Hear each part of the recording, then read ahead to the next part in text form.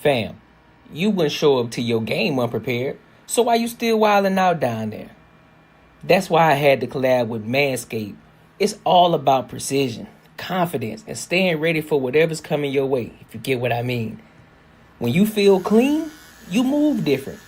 And on the Courtnee Edgar show, we keep it real, we keep it sharp, focused, and ready for anything. Now, I ain't gonna steer you wrong, so you gotta make sure you hit the link below. The link is gonna be in the description as well as pinned in the chat. And look, get your Manscaped kit right now and stop showing up to life unprepared. Now let's get into it. Welcome to the Courtnee Edgar Show.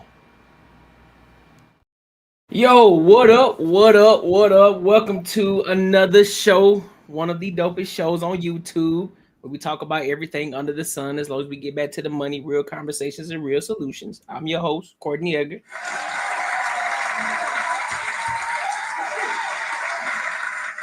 Y'all know what it is. I got the gang with me tonight. You know, we got Ashley in the building. We got Raw. We got Macaroni. Tony. I don't know what Mark is at. I guess he'll show up whenever he get here. But how y'all feeling? Good. I had a good day today. I had a nice week last week. Yeah. How was your birthday? How was that It was joint? really good. Yeah, I had a good birthday. I know. I saw you bought your new whip too, huh? No, I'm really excited. It's beautiful. I see you. Thank you. What kind of whip you had before that? A Nissan Sentra SR Turbo. Okay. Also, you like them fast joints, huh? You like the little fast. Yeah. This one's even better, so I'm enjoying it. So you trying to be Toretto, Fast and the Furious, huh? A little. I just really like driving in the mountains. I think it's fun. So I feel that. Hondas, they hit the corners really nice. So I'm enjoying it. I feel that. Raw Mac, how y'all feeling? I'm Gucci, bro. I'm just struggle streaming. Per you. I'll be my camera will be straight up in a little bit, you feel me? I got you. All right. So look, before we get started, make sure y'all like, comment, and subscribe for the algorithm, and make sure you hit the bell notification, and make sure you share with your family and your friends. Get them over here and run up these numbers for the Banter and Barter Show. That is the Banter and Barter Show. All right. So let's go ahead and hit the first topic of the night. We got this icebreaker. Ross sent this one. He sent this one over, and he thought it would be a great topic to talk about, and I thought so too. So before I ask, just keep in mind. Now, you know what? I ain't gonna ask that question because it's kind of self-explanatory. I'm just gonna play it.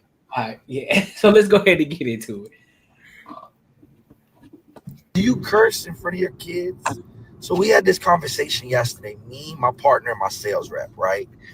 And I had brought my kids around them this weekend. And he was like, bro, that's crazy how you talk to your kids. Mind you, my son is 8, my daughter's 14. And I'm like, what you mean crazy? What'd I say? He goes like, your son fell and you told him not to be a bitch. I'm like, yeah, what I was supposed to say? He goes, I don't know, maybe just go pick him up and hug him and say it'll be all right, sport. I'm like, what the fuck? I'm not trying to raise a bitch, so I ain't gonna do bitch man shit. What the fuck is wrong with you? Right? Like, you know, my son fell off the dirt bike. And he getting up and his lip quivering a little bit. I'm like, yo, don't be a bitch, bro. Don't be no bitch. Stand tall. You a man. You a man. You hurt? It's okay to drop a couple tears, right? But we not finna huff and puff. Do you want to ride again? Yup. Just give me a second, Dad. He caught his breath. He got right back on that shit, right? My daughter, I don't really curse at her because she's a girl and it's weird.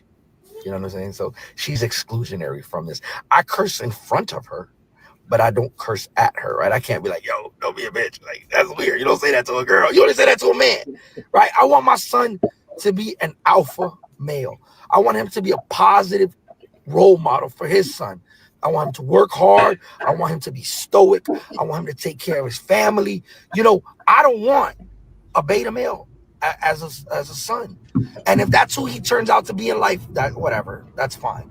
But it's not going to be because I was old punk ass, soft ass, bitch ass daddy, right? I see a lot of these bitch ass daddies and I'm like, bruh. So back to what I was saying, they don't curse at their kids. They won't tell their kids they don't be a bitch. And I'm like, yo, that's cool, right? Whatever. right? And then my partner was like, yeah, man, you know, I want my son, he's big into film, to come record you all day for our media channels. And I'm like, yo, tell the little nigga to come. He's like, nah, he's scared because you curse. I'm like, he's 14. What do you mean he's scared of curse words? Does he not go to high school? Do you know what these kids are doing at 14? You worried about me dropping the F-bomb sometime? Bruh, do you know what's going on in high school right now? Come on, brother. So I'm asking y'all, men, women, y'all raise little weak ass boys. Nah, no dice shit. I'm talking to the fellas, the present daddies, the dads who pick their boys up and work on cars together, the dad who takes their son to the boxing gym and boxes with their son, the dad who's riding dirt bikes with their son or playing pop one of football and basketball and baseball. Cause and daddy who don't curse at his son and be like, yo, don't be a bitch, get up, do it again. I bet his son don't play damn sport, can't damn push up. He old little weak ass, fairy dust face head ass jit. So, what are y'all thoughts? And because I'm gonna let Ashley go first on this, and since because he said that he don't want women to talk about it, I want Ashley to give her thoughts on this. From what he said, I don't have a problem with this. I like the fact that he dropped his voice when he was talking about his daughter and how he doesn't talk to her like that. So I can respect that. So I support per exactly how he said it. I don't like the whole, like, you know, fuckers and fuck you and you're a bitch, and like not like that, but like don't be a bitch to like get him. And he said like tears can drop on his face, but like to get up, that part's fine. As long as we're not hiding emotions, we're just like we're moving through them. Absolutely. Support it. Yeah. Marcus, Like he's a good dude. Yeah, no, I 100% agree with it. It's this is on a little bit different end from same concept, but like my friends, I don't know. Courtney probably one knows me like in my personal life. I curse every other word. I always curse. Like that's just how I talk. And I do have some friends who are like, yo, hey, just keep it down a little bit, you know, like stop cursing, you know. I'm like, what? The way I grew up is more of a, you know, the hierarchy, you know what's up. And my dad just say, if he knows how to curse, he knows not how to curse. So like the whole thing of you cursing around your kids gonna make them curse at school and all the other shit like that. That's kind of the wrong way to look at it. Like, yeah, you go ahead and do it. You're gonna get in trouble. You can't do exactly what I do.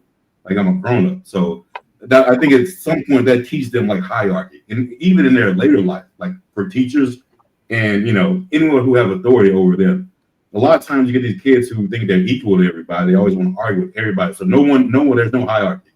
So I think this is one thing that does teach kids, you know, there is a hierarchy. I can do some shit you can't do, and a lot of times at a young age they learn it. So, but yeah, I 100% agree. Like I wouldn't tiptoe around my kids. There'd be no way I would do that. All right, Rob, what you got? Shit, I'm all for it. Shit, it's character development. You see, like even when I first moved into my neighborhood, right?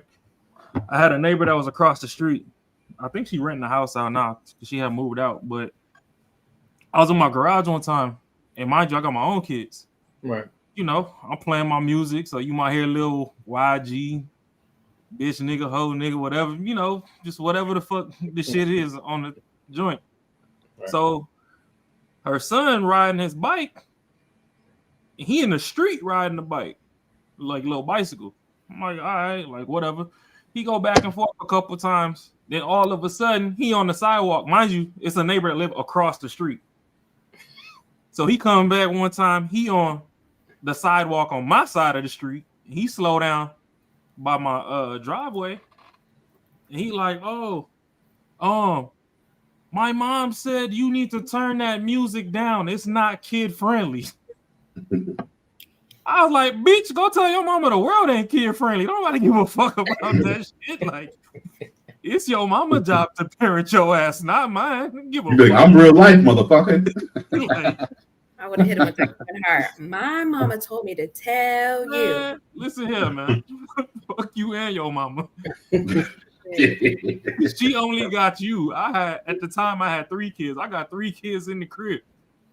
And it's kind of like what Marcus said, you know, you talk however the fuck you talk. Shit, my kids, they going to bed right now. I'm sure they could probably hear me a little bit. Yeah. But they know better than when they step outside this house. I bet not ever hear you using none of these words in traffic until you hit a certain metric.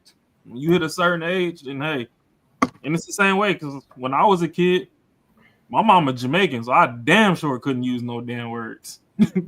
But when it was time to go outside and play, you know, once you 3 blocks away from home, you know the echo can't travel that far. She can't hear your voice no more. I'm dying. Shit. As a kid, motherfuckers were sailors outside. Right. You just cleaned it back up once you made it back to your street and hope don't ever nothing slip while you in the house. You better not ever play the video game and think your mom at the grocery store still and you over there letting shit fly while you streaming playing Halo or something. Boy, oh boy. That's a You better fact. know how to cut that mic off when she kick that door in because it's up. I would say the only part I disagree with is the fact that him cursing around his daughter. Shit, Well, I He don't. said Curse, it's weird. I don't curse at her. yeah, I said think it's he was. weird. I think that's what. I think his wording was he was trying to say at because he's like, Yeah. you know, it's weird calling Nah, her. I'll say some shit like, "Hey, you pissing me off right now." I was like, "Hey, Yeah. you pissing me the fuck off right now." So you better get out of my face. Yeah, he was saying he doesn't talk to her like that. He said it'd be weird. See, you still got manners. You got me fucked up. No. Yeah, I'll still, hey, you pissing me the fuck off right now. You better get out of my face because you're doing too much right now, little girl. So yeah, I gotta give a little bit too. You know what I'm saying, on both sides. But all in all, I do agree with him. You know, I don't see it as being an issue. I don't see it as traumatizing the kid or anything like that. It does build character at the end of the day, and them understanding like, listen, one thing is for certain, 2 things for sure. I better not hear you say it around me, and you better not be saying it out there in school or anywhere else. Just because I'm saying it, that don't mean you get to say it. You understand me? I personally am just a smidge different. I will let my kids curse, but only in the house. Oh well. That's fair though. I mean, to be honest, I don't even think that's a problem. You know what I'm saying? Just because you already cursing in the house with them. So if you giving them a little bit of room, say, hey, God damn it. You know, there's certain words I wouldn't let you, like if you say God damn it or some shit like that, like all right, cool, you got it. I'm not about to let you out here call your brother a cunt, but don't go overboard with it. You got restrictions on the curse word? You can let them curse, let them go at it. Hey, listen, bro, give them. I agree with it. I don't do it just because of where I'm from. You know, like I said, you and I from the South, bro. So we know you and I already understand that aspect of it. But I understand negotiation because I don't see anything wrong with it either, though. Yeah. I mean, hey, to each his own, man. Shit. I mean, you gotta do what you gotta do. But they still learn respect. Like, obviously, don't be cussing out, people unless they deserve it. But outside of that, see, you can't do that though. Unless they deserve it? No, because that'll also teach my child to stand up for themselves. Because what I won't do is just because you think that you're an adult, you're going to talk to my child crazy. Nah. That's what I think that's where it goes wrong right there. My kids can talk to you crazy, but there'll be balances, of course. Like, I'm very balanced myself, so I will also be, teaching them when it's appropriate and when it's not. But we'll start off with no, don't do it, and then we'll move then. Well, you say if adult deserves it. But if adult deserves it, then every adult deserves it. No, because you didn't think that either when you were growing up. You knew not to say it. No, I knew how to say it in front of no adults. It didn't matter what the fuck they did. But you knew too. Also, you would know how to differentiate. From an adult and a kid, from an adult, yeah. But like if you tell me at that point, now it's up to me if they did something wrong enough for me to curse at them. So now it's up to me. Like so. I think that'll be like a slippery slope right there. I don't know if it'd be. Let's not act like kids aren't smart. Like they know. I'm not asking my 3-year-old to go out and cuss a grandma out. That's not what I'm saying. Well, but if you're 10 years old and somebody disrespects you, yep. Someone tries to grab you in the street, grab you at the grocery store. If you don't start yelling out a whole bunch of F's and hoes, absolutely. Okay, that's different. If someone tries, they know the difference, and that's what I mean. If someone's trying to steal you, that's okay. Someone trying to steal you. if someone says, "Hey, you little fucking punk boy, pull your pants up," see, your kid might think that's okay. That's for me. I would think that's not okay. Like, personally. Well, yeah, see, I don't think so either. That's ignore and move along because they're probably a crackhead. Like, to be Or honest, somebody old as shit. I want to say it was like 2-3 weeks ago. My daughter, she got in trouble at school, low key, because she has a best friend. What, she in like the 3rd, 4th grade? She has a best friend that she's had since kindergarten, and like no matter what, even in the summertime, they'll hang out, whatever. I guess some girl was trying to bully her friend, but that's a friend that if anything was ever happened to that girl's parents or whatever, that's pretty much my kid now. Like they that close. Right. So she treated him like a sibling. I guess this kid was trying to bully her friend, and she stood up for her friend. But somewhere within there, she got real frustrated. She was like, "Yo, you gotta quit acting like a bitch." She straight, but given the context around it, right? I'm like, shit. I don't see no wrong, because my problem is a lot of people grow up and act like they was never fucking kids before. I'm not gonna, have my kids feeling like they're in prison.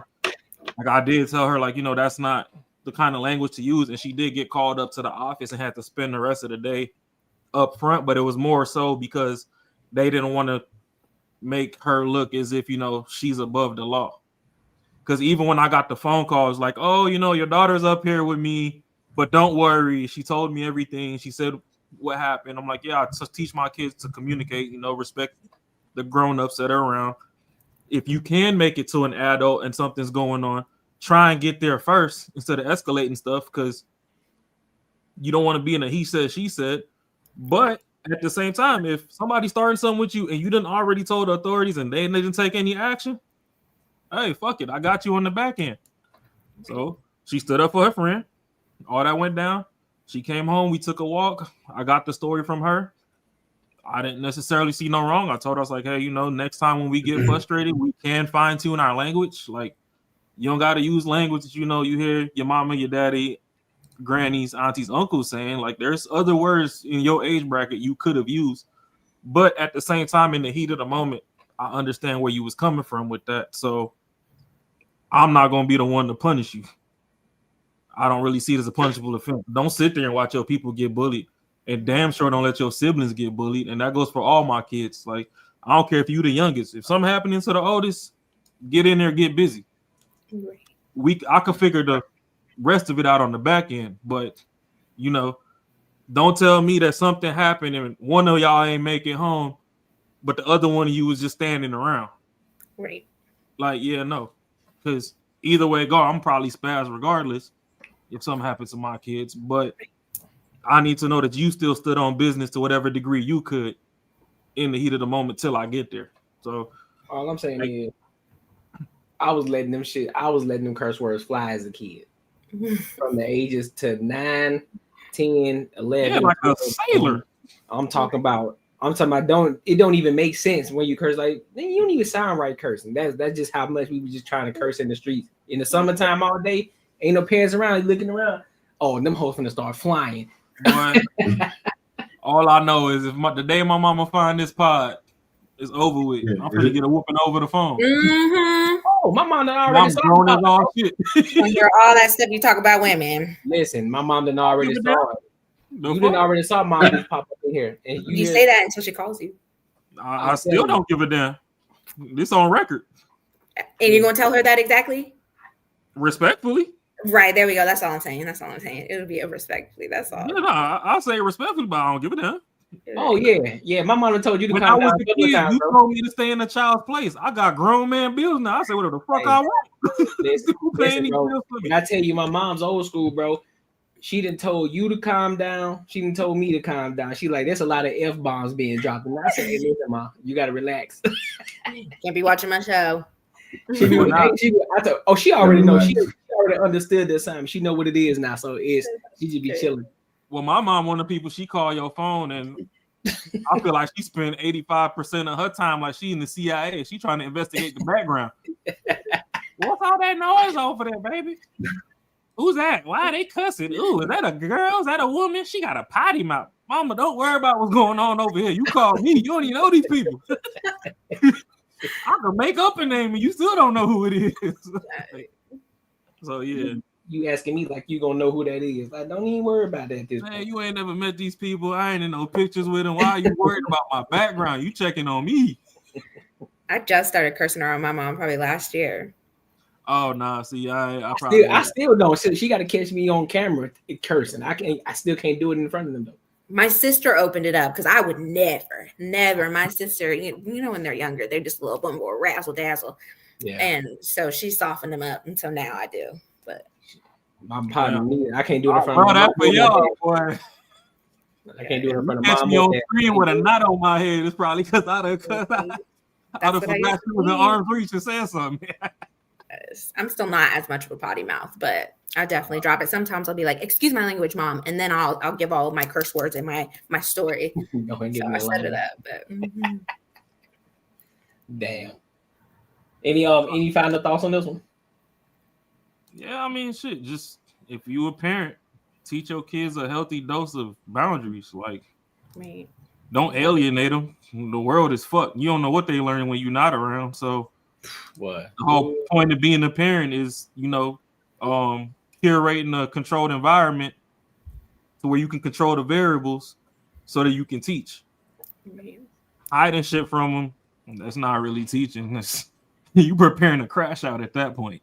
Right. Because the minute they get some freedom, it's a wrap. That's a fact. Yeah. Then if you teach them lessons in a real life situation, you even make it real life. I got this little pet peeve of mine. I was at the store the other day, and this dude, he was doing the right thing with his kids. Had 3 kids, and he was having them like pay for their stuff, whatever. And I'm behind him, and I'm all like, I would 100% been fine with that. But the motherfucker didn't say shit to me. He should have been like, "Hey man, I'm just doing some of my kids real quick. Hey," I'm like, "Cool, man, go ahead." And the thing that pissed me off, he didn't say shit. Like I'm on his time. I'm like, all right. So I'm like, yeah, if you're gonna teach your kids a good lesson, you teach them a good lesson, but also you gotta realize other people around you too. If you're taking a long time, say, "Hey, I'm sorry." You gotta teach the whole thing, man. So for that, I can respect that because you're teaching the kids. The shit that be pissing me off be like, maybe you in a rush or something. It's always like the gas station.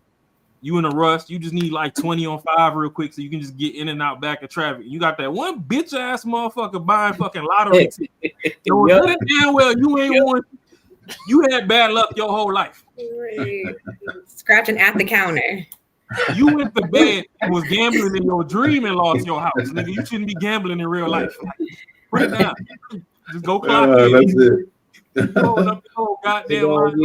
and give it up, bro. Like you've been doing this for 20 years, ain't nothing happened yet. Go and give it up, big dog. Or the cashier having a conversation, look like you bothered him. Crazy. Yeah. But listen, make sure y'all like, comment, and subscribe for the algorithm, and make sure you hit the bell notification. All right, so let's go to this next topic here. Oh, you got something? Oh, you okay. Cool. So let's go to this next topic real quick on insecurities. So ours truly, Ashley, she sent this one to me. She said she thought this would be a great topic for us to talk about. I said, you know what? It does sound like a great topic to talk about because it's 8 at the table. Mm-hmm. They always talking over there. There's got some crazy people in the comments. Yeah, there is. So I'm gonna play. I think it's like 3 different scenes that's on here. So I'm gonna play them and then we'll give our thoughts. If you got anything to say in between, you can just tell me to pause it. But other than that, we'll let it try to play through and then we'll give our thoughts. All right. Let's rock out.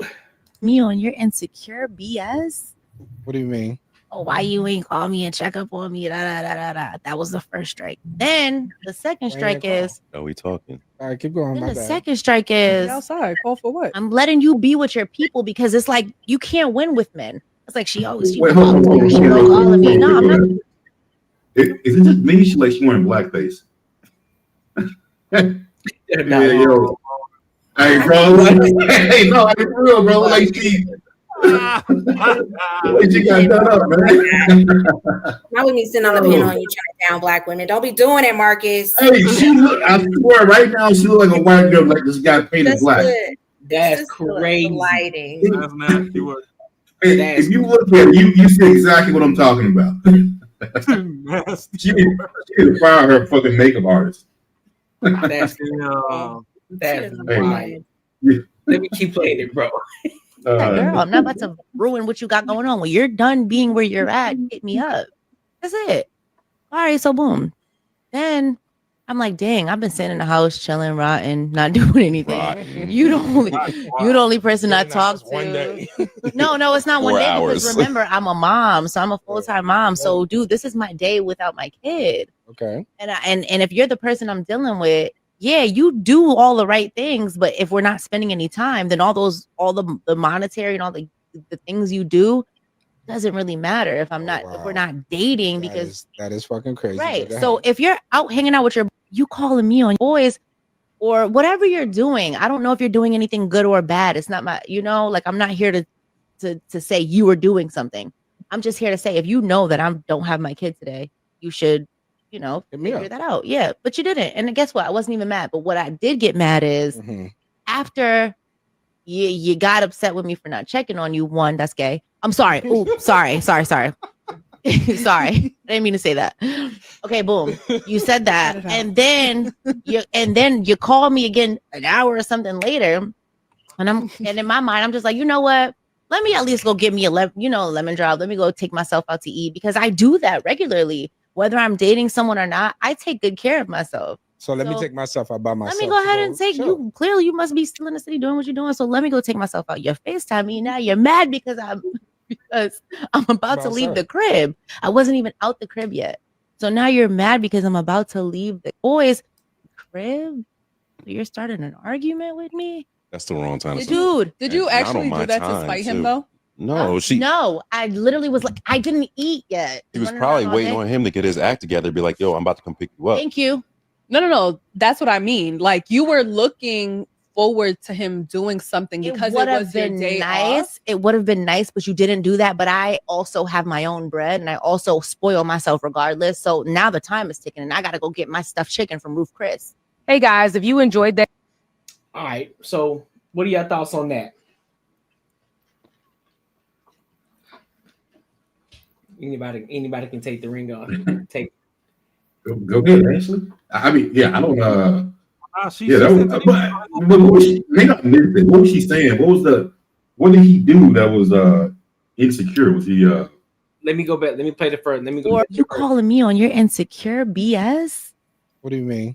Oh, why you ain't call me and check up on me? That was the first strike. Then the second strike is. Are we talking? All right, keep going. Then the second strike is outside. Call for what? I'm letting you be with your people because it's like you can't win with men. It's like she up here, she go calling me. No, I'm not that girl. I'm not about to ruin what you got going on. When you're done being where you're at, hit me up. That's it. All right, so boom.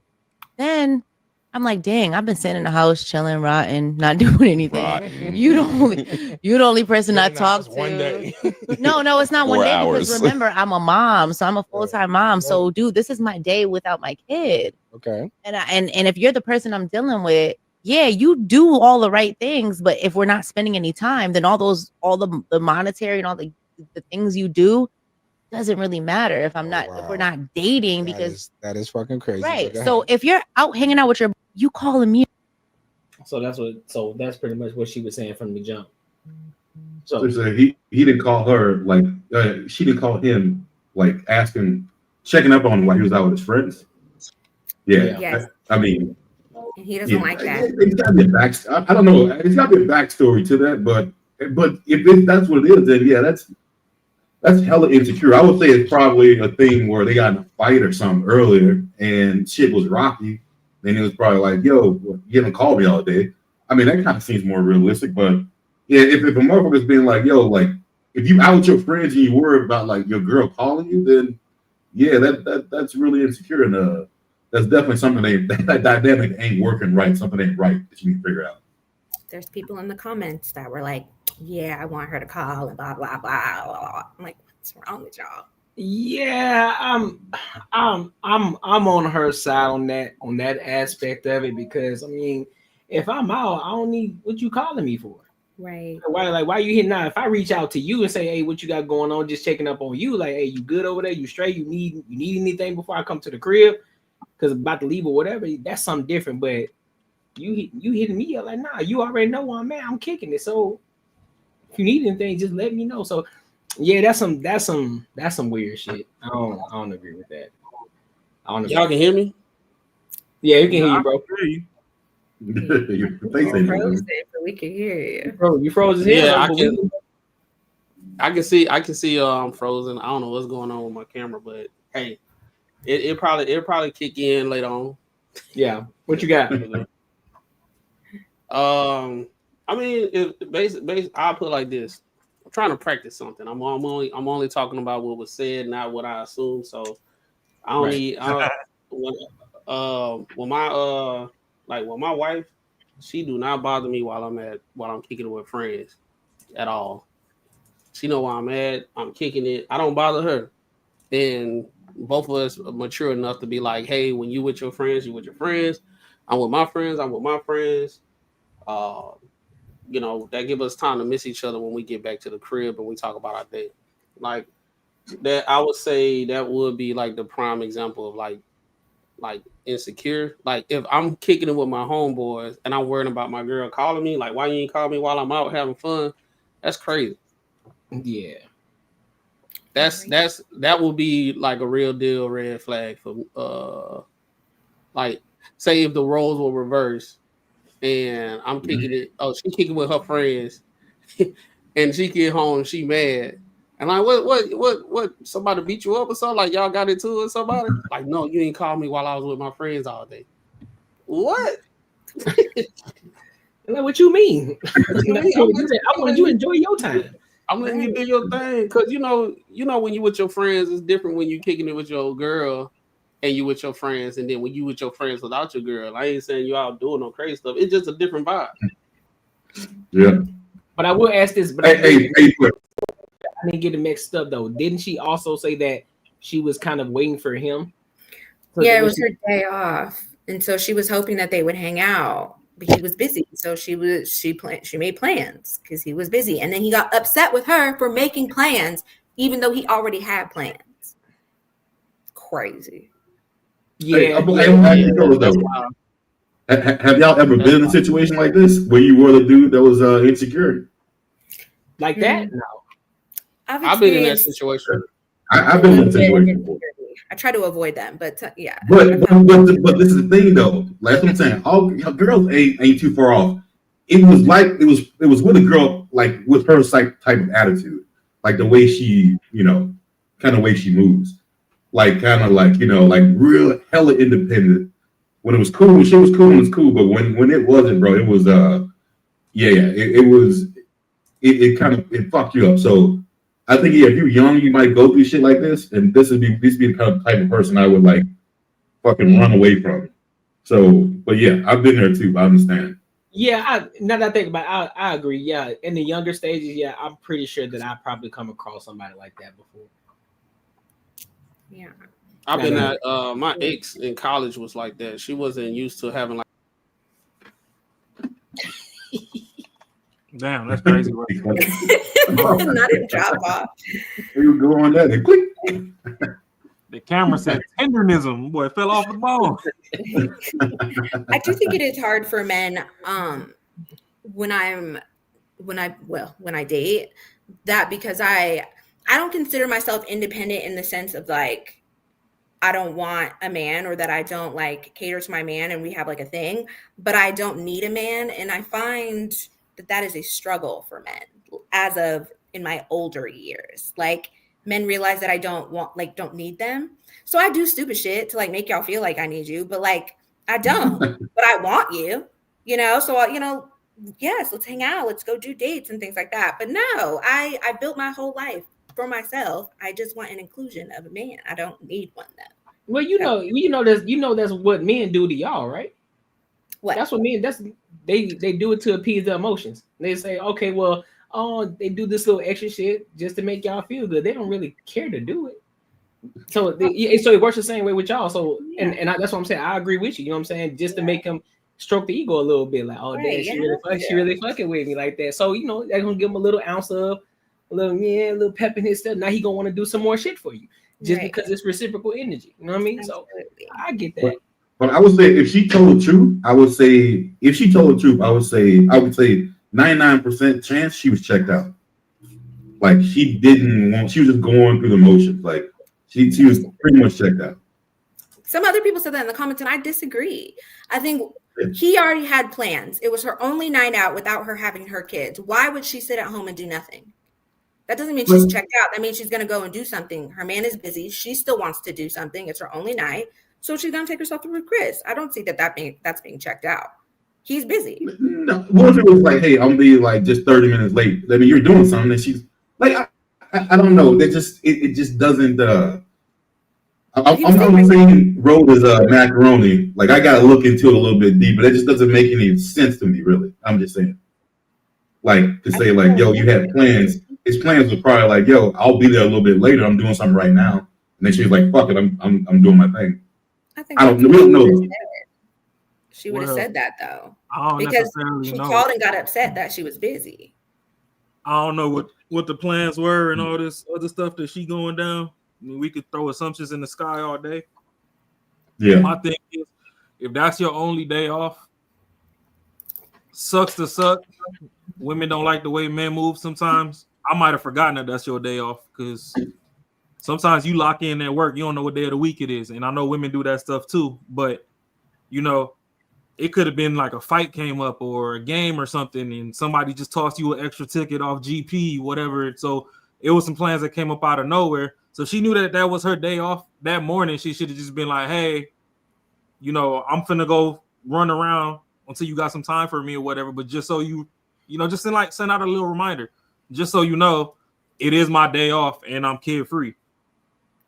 I mean, she could have sent out a little smoke signal like that. Hey, I mean, them kid free or just be 100% transparent. Listen, I'm off and I just want to spend some time with you today. If you got a little time, that little small communication right there goes along with like, oh damn, she really want to fuck with me. Bet I'll make some room for it. But if she just throwing it out there as a suggestion and hoping that he just take the bait, like, nah, tell me what you want, and guess what? I'll make adjustments for it. I mean, as simple as that. Especially if she kid free, because boy, it's gonna be you a feel me? let me know what you want. I think that's why it sounds like it wasn't like their first or second date. The whole point too is why did he get mad when she said that she was going out? Yeah, that's crazy word. Yeah, I don't understand that one. I don't understand. I don't know. I ain't never been tender over nobody. Yeah. If you want to go. Small conversation. You know right from wrong. So if you do some wrong shit and it get back to me, deuces. Your best friend been trying to holler at me anyway. She been side-eyeing me. What? If we gonna hurt together, baby. Crazy. I'm so you gonna hurt me now. I'm gonna be ass out. Hell no. My best friend would never. She wouldn't be your best friend no more. Yeah, I've known her since I was young as well. She would never do some shit like that, but that's why. The cost of living going up. Don't say never. No. My circle is small though. I've kept them since I was young, like all my best friends. So no, that's what's up though. I'm very social, but the locked in, real small. Because I don't play those weird games. I don't like that weirdo stuff. Hey, I'm just saying you might still have, that MySpace top 8. Somebody going. I'm 4. I've got 4 best friends. That's it. It could still hit close to home. It ain't gotta be the best friend. There's a lot of best friends. It could have been the best friend that's on the pip. I might be the one fuck around getting fired. Yes. And if my man is so easily swayed, I don't want his ass either. Wait, you fired me, so I gotta take somebody from the company with me. That's just crazy. Yeah, we finna go start this new company over here. I know how everything works now, so we good. That is crazy. I'm about to fuck this whole before I leave. Y'all are a little weird about that. Like you guys don't mind sharing. I think that's crazy. No, hold on. What you mean? Nope. Shit. No, y'all will F the homies girl. Nah. Switch up, sleep with the homies ex-girlfriend. I'm not doing that. I'm not doing that. I think you misheard it. That's them pillow. No, that's them pillow talkers. See, the ones who understand real man code, we don't do that. We don't do that shit. I don't do that. But I mean, even to your point though, if you dating somebody and then his main best friend if me and Courtney go back to 3 years old from the sandbox, and me and you talking, and Courtney trying to get at you, he knows something you don't know. You not my man. That's why he out. Yeah, I mean, he trying to get a little piece of something, but he also trying to save you from devastation down the road. Because right.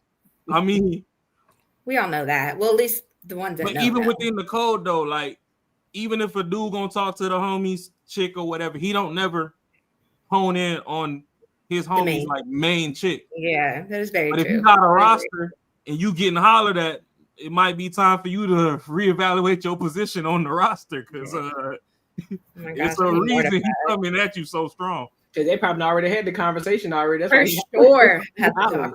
Yeah. You ain't had no talk about that. What you talking about, man? You say shit. Like, You say, please take her off my hands. she going? What you doing? What's she talking about? Like, don't get me wrong, it's still some dog ass motherfuckers that just don't give a fuck. Yeah. I met those but too. Like, let's say he got 8 friends and 6 or 7 out of the 8 is just on your top heavy. You're not the only one. Well, what if you choose one? That shit go ahead, run off to the sunset. I probably already told him to take you off my hands. Oh, you're talking about one already met. I get what you're saying. Yeah. Oh no, for sure. I'm not a homie hopper. I've only done that one time, and I don't want to ever do it again. That was crazy. It ain't hopping. You've been auctioned off. No, I wasn't. I know that I wasn't, but yes. Shit. Once I done oil you down with fucking heat and massage oil and shit, whatever he want to do, I don't give a fuck no more. I'll keep it cordial. No. He ended up dying, so it worked out. Okay. Yeah, dog like that. Let me go ahead and sip this yak. I'm wondering again. It was If you want to upset, play myself in heaven. It's fine. How did he die? So what? You couldn't go beat him up in the afterlife? You like, why the fuck you leave me there? You supposed to be No, I'm more just like, look, I know they're probably look bad up there, but so sorry. And then move on. Yeah, that's rough. I think once in your life, sure. I didn't do it again. But hey, all jokes aside, condolences though. It's okay. Thank you. For sure. I don't think she really cared. No, I definitely did. That was my best friend. So I mean, whether she cared or not, I mean, she still lost a person that she invested some time into. So I mean, I'm a joke a lot. Yeah, I'm gonna be hard on these hoes online, but hey, depending on how close you could get to me, I might take care of you. You might be the little tax exemption. Type shit. Type shit. I mean, it's a podcast. We gotta speak in general. So shit, I'm hard on these hoes, but okay. It's a couple exemptions if you meet the metrics. So, well, make sure you like, comment, subscribe for the algorithm, and make sure you hit the bell notification. So let's move this train a little bit to the left a little bit. So I think Marcus sent this one. So apparently, this man and this woman has been married for about 6 years. Yeah. Come to find out, all the kids ain't his. Oh, yeah. That's a travesty right there. You hear me? So I'm erasing family trees, bro. Right, I'm telling you. So now I'm going to play the video, and then we'll give our thoughts on it because this shit is wild. I told you I was sorry. Mistakes happened. But this man discovers children are not his after 6 years. Confrontation erupts on Thanksgiving. A man discovered that the 3 children he had raised for 6 years. Did I hear correctly? What part? This bitch said, "I told you I am sorry." Mistakes? Yeah. You heard that. Yeah, you heard that correctly. All right, go ahead, right. I'll tell you to play mistake. Oh, okay. Yeah, you heard it correctly. Parents were not biologically his. The man learned the truth only weeks ago and has been struggling emotionally ever since. He reportedly asked the woman who betrayed him, along with the children, to leave his home while he tried to process everything. However, on Thanksgiving Day, the man's family decided to invite the woman and the children to the holiday gathering without asking him. They believe the kids didn't deserve to be punished and hoped the man would eventually accept them, even if they were not his biological children. When the woman arrived at the house with the children, the man became visibly upset. Witnesses say he rushed to the front door and blocked them from entering. He told his family he felt completely disrespected and said he was not ready to see them, especially after learning the truth so recently. The situation escalated into a heated argument outside the home as relatives tried to calm him down. The woman eventually left with the children after realizing the confrontation would only get worse. Someone defending the man's reaction and others saying the children should not be caught in the middle. What do you think? Oh shit! Who wanted to Bro. take this one? Hey, I'll go first. Okay.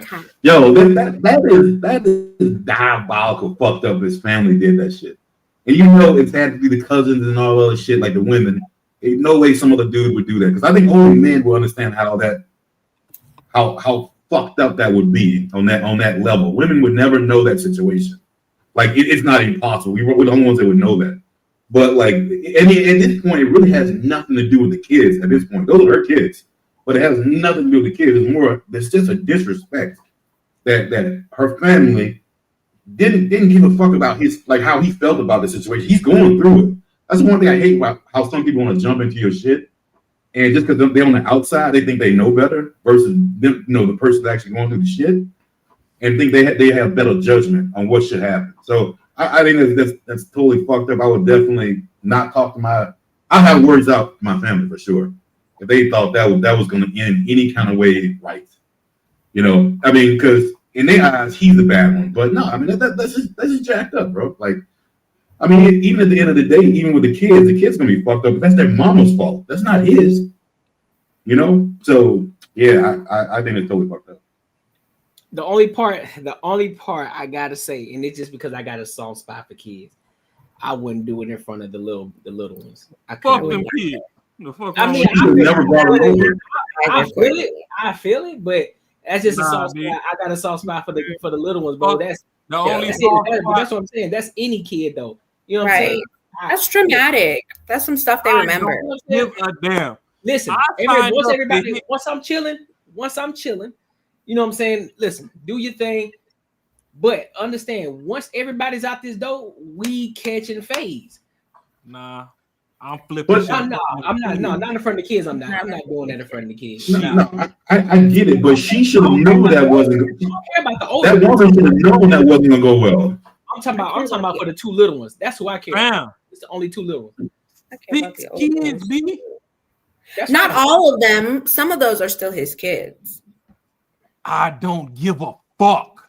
I I understand the frustration. Valid. Absolutely. But that conversation, number one, they should have told him, like, you can either leave and these kids come or you can stay. They should have said that the kids are coming no matter what. That, I think, would have been appropriate. Because they've been around for 6 years. You want to know the soft spot I signed up for? That's messed up. They better not be some ass. Don't make me mad. That pink middle part. I knew it. And when you tell me that some shit came about that pink middle while I was with you and it ain't mine, fuck all them niggas. But some of those are your kids. I don't give a fuck. Now you don't care about any of the kids. See, that's why I find unfair. Some of those kids are they don't deserve that. I would have had to go in the house while I cussed her out. They deserve it because it's a life lesson for them too. Why? Give me about 2-3 weeks for me to calm down. And the one that is mine, where that paperwork show that you mine, we can go out to Applebee's and sit and have a talk. But in the heat of the moment, fuck all y'all, because all y'all got me fucked up. Nah. I don't know who knew, who didn't. Nah, hell no.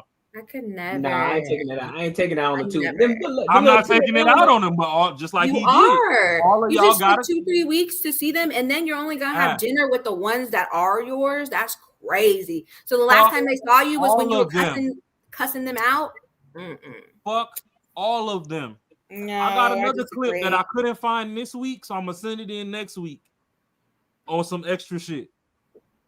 We gonna cover that next week, hopefully, depending on how far the other clips is that we send in. But right now, just like Buddy did, hey, respectfully, I need to clear my mind. All of y'all gotta go. Now, his family, I don't know what the fuck y'all know and what y'all didn't know, but y'all invited this dumb nappy head bitch back over here while I'm still trying to figure shit out. At this point, these is your kids. I don't know who's mine and who's not. So fuck all of y'all right now. I need to fucking process. I don't want to give thanks with your lying ass. Yeah, she shouldn't have been there. She should have known I would that. have just dropped the kids off. I mean, I would never be in that situation, but I would drop the kids off. All of y'all niggas can eat turkey Lunchables for Thanksgiving until I figure this shit the fuck out. I don't want to see you right now. I'm sorry, not sorry. These niggas gotta understand, just like I said on the first. She look about 3. Talk about understand. What?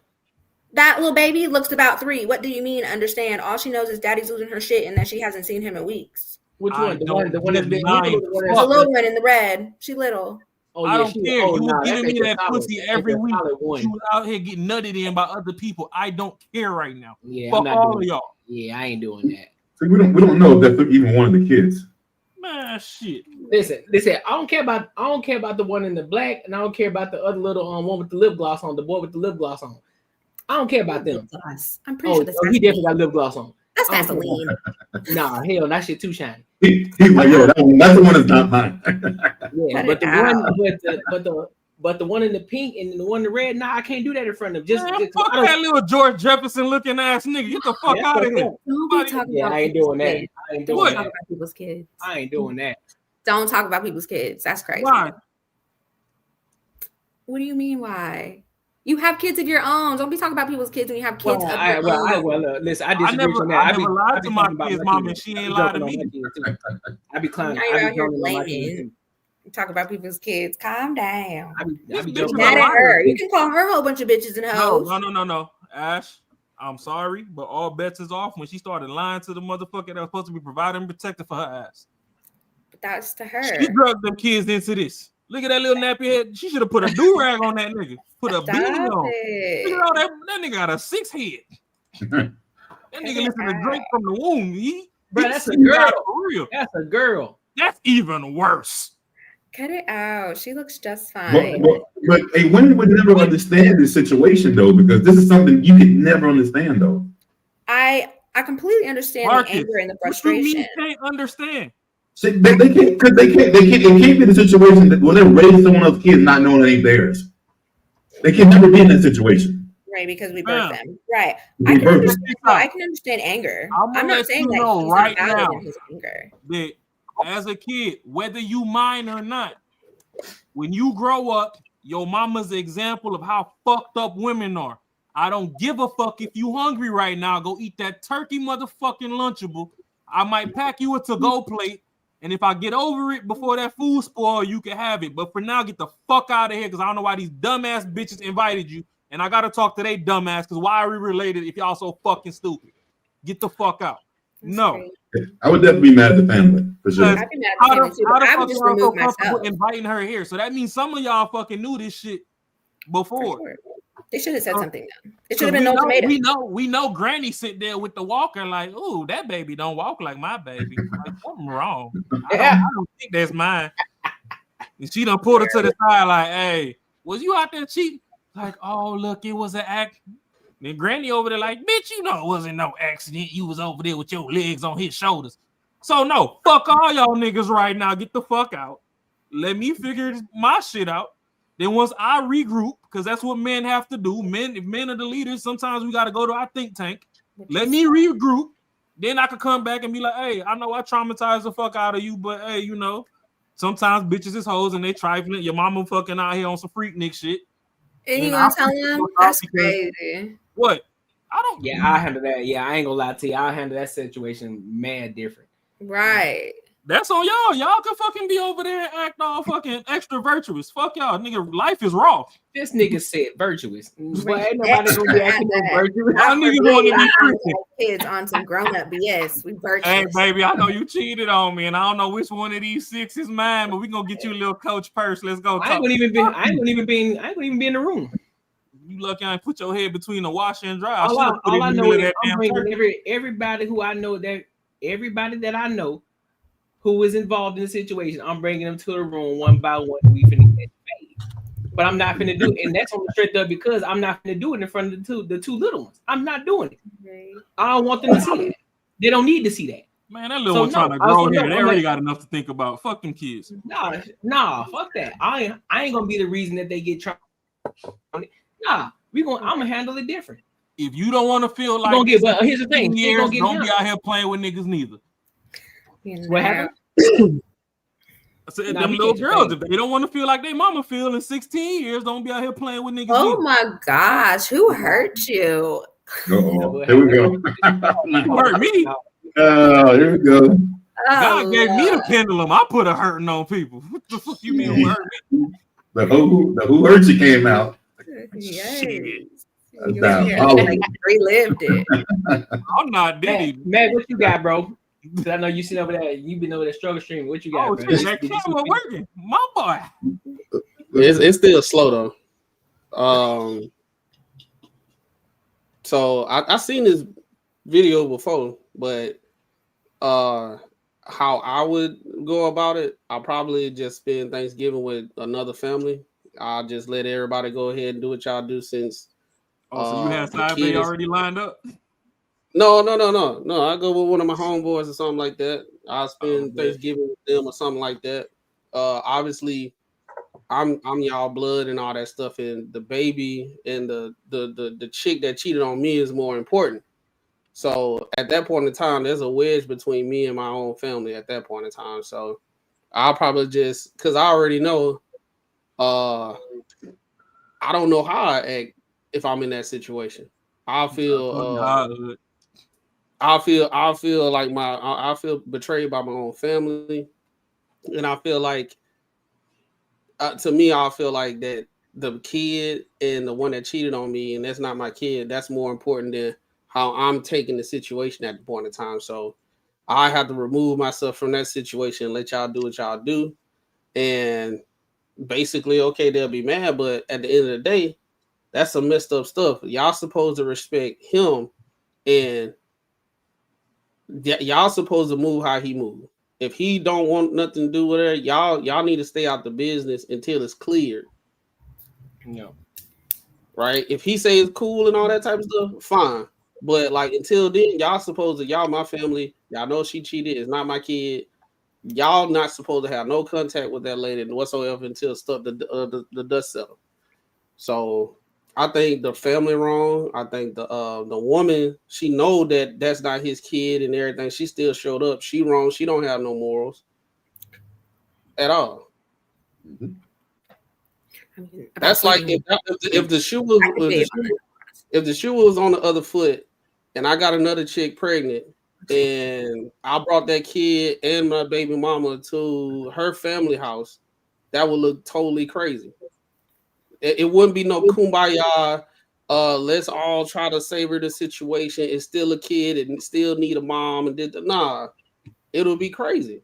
You're not finna sit here and cheat on me and have a kid, and I'm thinking that's my kid and it's not mine. And you come over the house and acting like everything good. What I'm going through as a human being, knowing the ultimate disrespect been done to me, and y'all just skip over how I'm feeling about the situation, and y'all just kumbaya. No, this is one of those situations. Life is life. There's consequences to actions, and just because it will feel good to have that kid there, and everybody kumbaya and all that stuff, it don't work like that. She messed up. She cheated. It's not my kid. I need to figure out how I need to deal with this before we move forward with my family. If y'all want to keep on pressing the situation and act like, and y'all want to go along with the get along, I'm good on that. I can't rock with none of y'all because at this point in time, what about another situation might happen where I'm gonna be in need of my, I'm down in the dumps and I need help and everything. Y'all, nah, bro. That's the family messed up. And that baby mama messed up. None of them got no morals. All right, so I got one caveat, right? The only way you gonna get me to not be a little persnickety ass nigga in this situation is, let's say, maybe a few days before she actually came to me with the information, and I done told her to fuck off or whatever. But then, let's say I did go to Big Mama or whatever, and I was venting. And like, oh, baby, she didn't already tried to come to you. She tried to right her wrongs or whatever. And then in the heat of whatever moment, they decided that the way to get her to make up or whatever was to bring the kids over to the event. I'm going to still be pissed off because I didn't get my cool down period. But the fact that she brought it to me herself, Mm-hmm. and then the family's now trying to play mediator to try and heal because they're like, oh my God, like, yeah, that's extreme. And that's not your biological kid. Ain't nothing you could change. It'll never be your kid or whatever. But, outside of that, like, give her some leeway to learn. Like, if she do it again type shit, then, jump off the bridge. But whatever they got to do to mediate, because it's a delicate area. But if she brought it to me herself, my thing is, if I'm rocking out with a shorty, shouldn't nobody bring me information about you that you ain't brought me to yourself? So if I find it out elsewhere before I find it out for you, then I'm gonna have to just go ahead, go in my briefcase, get that can of bitch be gone, spray that shit, and I don't want to see you. Nah, But I disagree, bro. I think, to me, since I am the one that was done wrong, I think everybody should chill out until I say what I gotta say. Until I say, hey, we can move forward with the healing process if I decide to go that way. But if I'm not over it and I'm still feeling how I'm feeling and all that type of stuff and everything, and y'all trying to force it and y'all trying to make me conform to be good with it and try to be understanding, I think that's real insensitive. Because if I did something wrong to the woman, like say the baby situation was the issue. Say I did her wrong, I cheated with her, and I gave her STD. It's curable, but still it's an STD. She will be pissed. I don't think the family will be like, well, hey, let's go ahead and fellowship and everything, and force her to be okay with the deception and her having a STD. They would look at that situation. The woman would feel like, yo, this dude gave me an STD. He was cheating on me. I could have probably had something that wasn't curable, but thank God it wasn't. I need time to decompress this situation. Y'all are forcing me to decompress it and move on just for the sake to go along with the get along. I don't think normally though that would be on the same. I think it's because kids were involved. I think when it's adults to adults, no one gives a fuck. You know what I mean? They'll mediate later, but no one's really in your business. It's 6 years of marriage. They've known this woman for over 6 years if they were married. They have kids together. We don't know which ones, but there are a few of them in there. And so they were like, we've known these babies since she was pregnant, like, and growing. So I think I don't agree that they called without telling him. I would have gave the upfront of like, I'm inviting the babies over. You can stay or you can go. I don't give a fuck. That would have been my go-to. I wouldn't have just had him pop up. Absolutely. Those are babies. That ain't no better. Hey, hold on. So you mean you wouldn't have known this hoe without me? I brought this hoe here. You finna choose over me. I said she don't have to stay, but kids drop the babies off. Absolutely. I don't care about what adults have going on. I will never have a child feeling like they are not loved and respected, no matter what the parents are doing. Bring those babies over.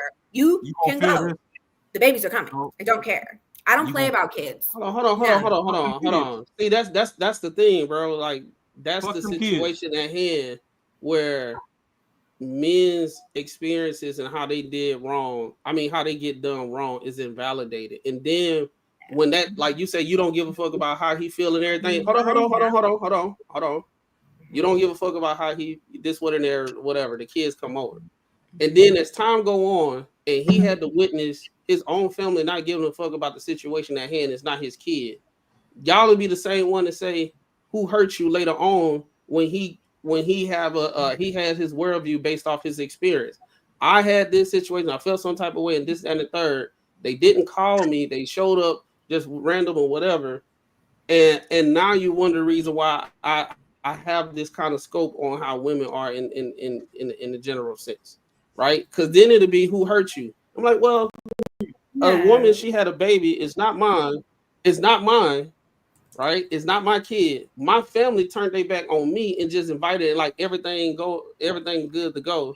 And they rushed my decompression about the situation. And I literally had a woman say, well, I had my sister say, well, they can come on my house. I don't give a fuck. Y'all deal with what y'all got to deal with, but the baby is more important.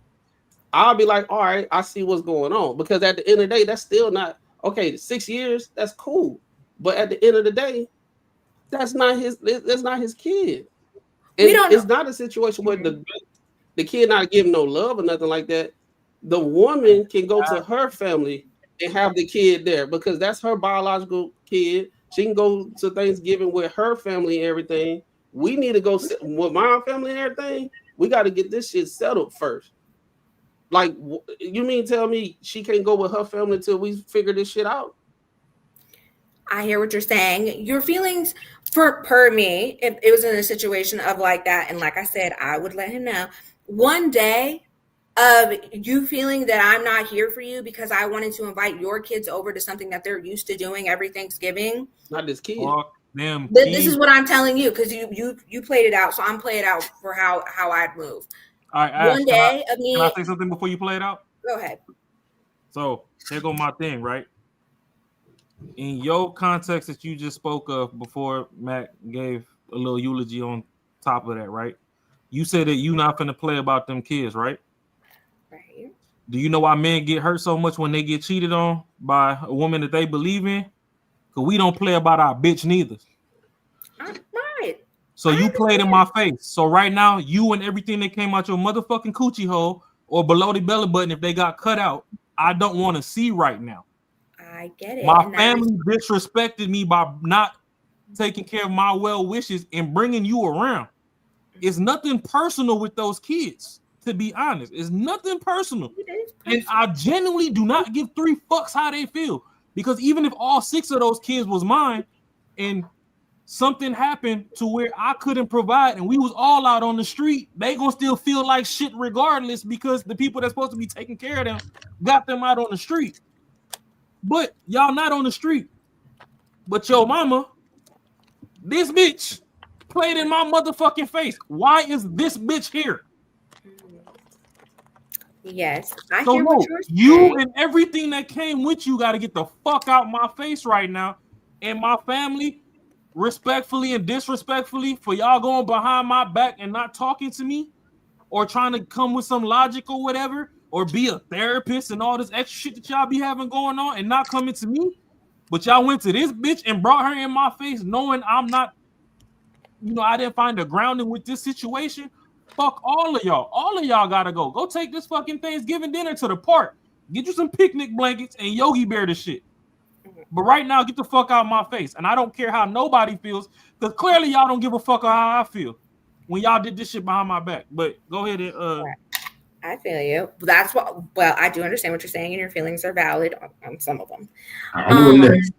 But like I mentioned, I would say something up front, and I understand, because if it was flipped on me or whatever, and my baby daddy had brought over his child and the baby mama and just popped up, and I just found out about it and stuff like that, I'd be hella upset as well. Absolutely.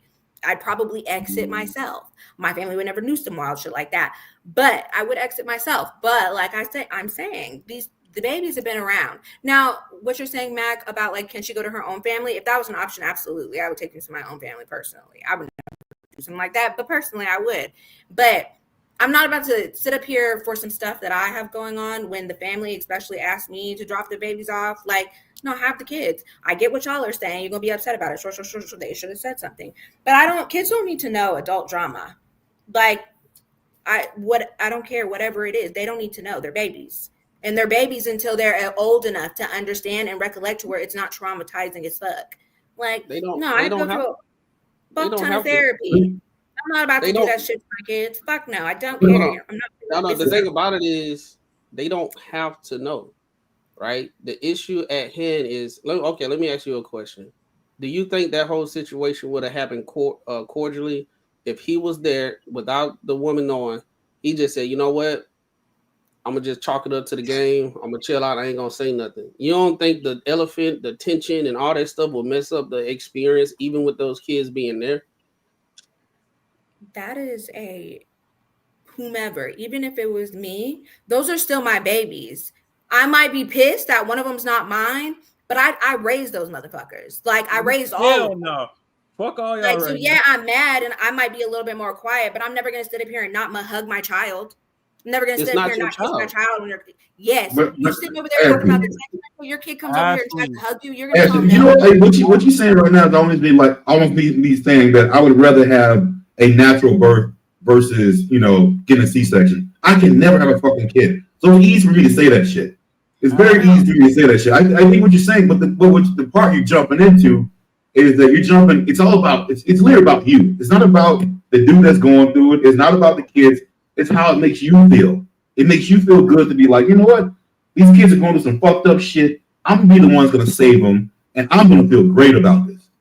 It doesn't matter about nobody else. Because if anybody else is actually going through that situation, they know that their family should have their back during that situation. Of course. So that means you're not calling that girl to bring those kids over. So you're telling me, let me take Courtney, because Courtney's not saying anything and we're semi on the same page about kids. Courtney, your children right now that you have raised from birth, right? You find out some make it BS personal or whatever. It is personal. Those are your children. Those are It's his hypothetical kids. Let's not talk No. about the ones that's here right now. Don't put that smut on their name. Oh, well, I would never do it like that. I'm just saying, in his situation, those are the kids that you fucking raised. You're gonna sit up here and say, sure. At least I don't want to push that. Anyway, you're gonna say that you're gonna deny your child a hug, a kiss, and I love you. Nah, you're gonna deny them that because you're mad when your mom. I'm not gonna deny them because it's not their fault. The biggest thing is, first and foremost, I'm not gonna, and that's just me. I can't speak for what Mac could do, what Marcus would do, what Raw do, but I know how I am. I know the kind of guy that I am. I'm not gonna spaz out right there like that. I'm not. But what I am gonna do, I'm gonna remove myself. I'm gonna remove myself from the situation. I'm like, nah, because I know I can get it up there, but I know I don't want to. So, and plus, because I do see the two little ones there, I'm like, nah, they don't need to see me like that. So I'm gonna remove myself completely from the situation. Then what I am gonna do, I'm gonna take that mom and remove her from the kids too, and we gonna have a fucking talk. We gonna have a conversation. Then I'm gonna go out. Then I'm gonna get off on her ass. Right. And then I'm gonna tell her, hey, listen, you and the kids, y'all gotta go. Y'all gotta go. Do it peacefully, do it quietly, but you gotta go because I don't want to make no scene. I don't take the kids, say you got somewhere to go, and go. I don't need to see y'all right now. Listen, I got some things to figure out. Y'all gotta go. Simple as that, and keep it pushing. But I'm not making a scene like that. But I think that'll be a good way to do it if you just found out. But if you went to your safe places, your family's, your house, I'm imagining you found this shit out before then, maybe a week before, whatever. Now you're going to your safe place. You're going to your family's house. People are supposed to fucking love you. So then now they're bringing the drama over that you're getting away from. Like it's his decision how he handles it.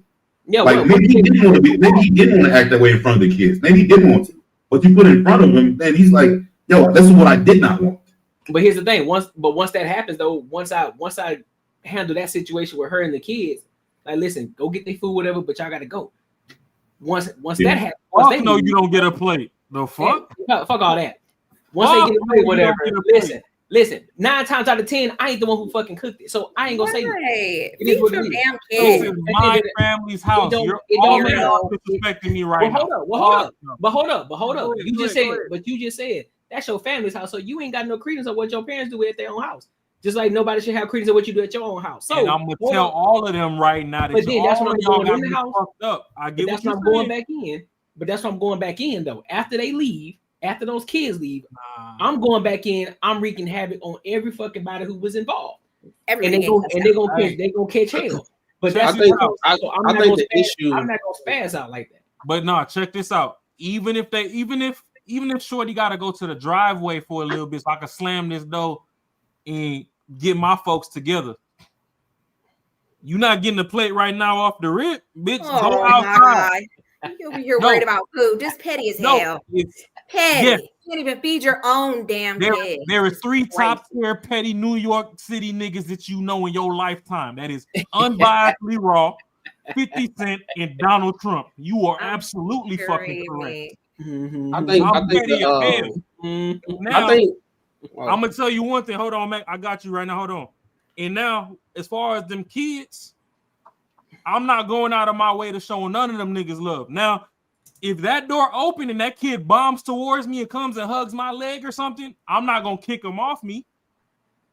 But I'm gonna be taking steps backwards. Like, y'all need to get these little motherfuckers. I need to decompress. That's crazy. You want to talk to your kids like No, that? it's not that. See, it's not that crazy. I understand you're mad. I get that. It's not Those are that your crazy, babies. but I don't know who's Actually, known the not. lie. I think he does know which one is his and which one isn't. No, but It'd just be there like one of goes- them's not yours and you don't know. Like I'm pretty sure but they already there had a goes- conversation. I don't give a fuck right now because I don't know who was in on it and who's not. I need to decompress. Y'all need to respect me in the heat of the moment as well. Right, I get it. So I think it wasn't brought to me before, and it's brought to me on this day, and then they invited after I was like, oh, they like, oh, hey, all right. Hypothetically, being that we don't have too many names to throw out, hypothetically, it's me and Ashley, and she had a kid on me, and we was already 4 deep, and the last 2 ain't mine type shit. No, I'm just saying we don't know where. No, I'm just saying, but yeah, we don't know where they fell or whatever. But and then I go to my people and they like, oh snap, it's Thanksgiving, whoopty whoopty whoop. Where's Ashley? I'm like, I ain't trying to talk about it right now. She did some fucked up shit. Like, I just told her to go be with her peoples. And like, oh hell no, like we know her since Lil Man. You got a junior with her. Like, she gotta be over here. Then they hit you up behind my back and you pull up. Oh fuck no. But I would also let you know. I'm not the type to do some shit like that either. Like I'm gonna text you and tell you like your family cool, give me a. like I said, and this is stamped in stone. I'm petty personally. So in the heat of the moment, until I gather my bearings, for me, I understand where Courtney's coming from, and it's a noble place. I understand where Mac is coming from. I understand where Mark's coming from. I understand where you coming from. I'm not disregarding anything y'all got going on. But my toxic ass project hood growing up, bouncing place to place ass nigga that struggled to find stability my damn self. And I thought we was stable and we was locked in. And now you hit me with this curveball. I need all of y'all respectfully to back the fuck up from anywhere that I'm at. Yeah. Until I'm grounded enough to come back to you and be like, hey, you know what? All right, bet. I get it. We took a break, whatever it was, and you fucked around and got pregnant. I don't really like it. I'm gonna tell you right now.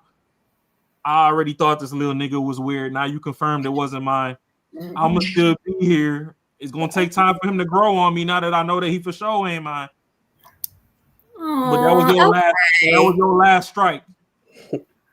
I can appreciate how crazy you are, but you still got a little grace in you. I think because from my understanding, when I saw the video, I'm not going to say he was the most calmest person in the beginning, but I don't think he was doing too much in the beginning until I think what it was.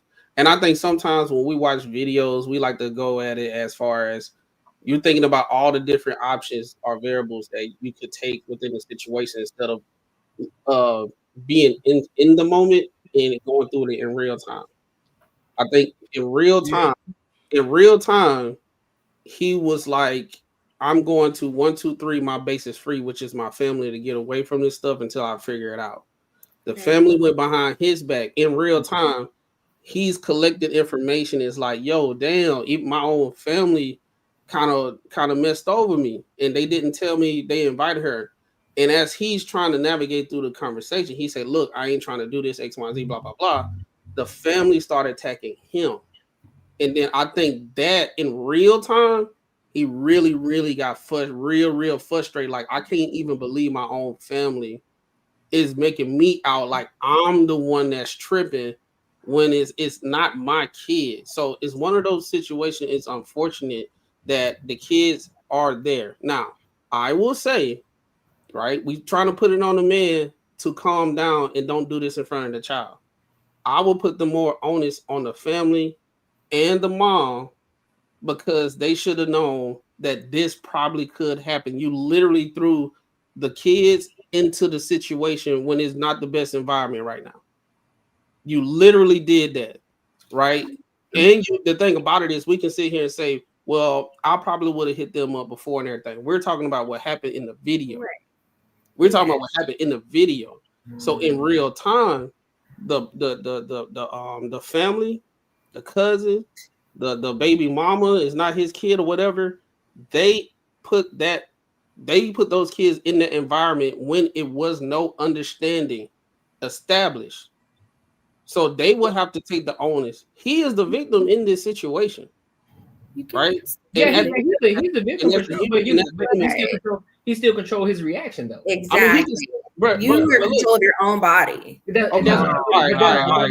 Look, check it. Here's the thing. Here's the thing, though. At the end of the day, here's the thing, though. Go ahead, get your stress off. Because this is where it comes in. I'm 100%. I 100% agree with you. I put the onus on everybody except the guy. But I still got to react.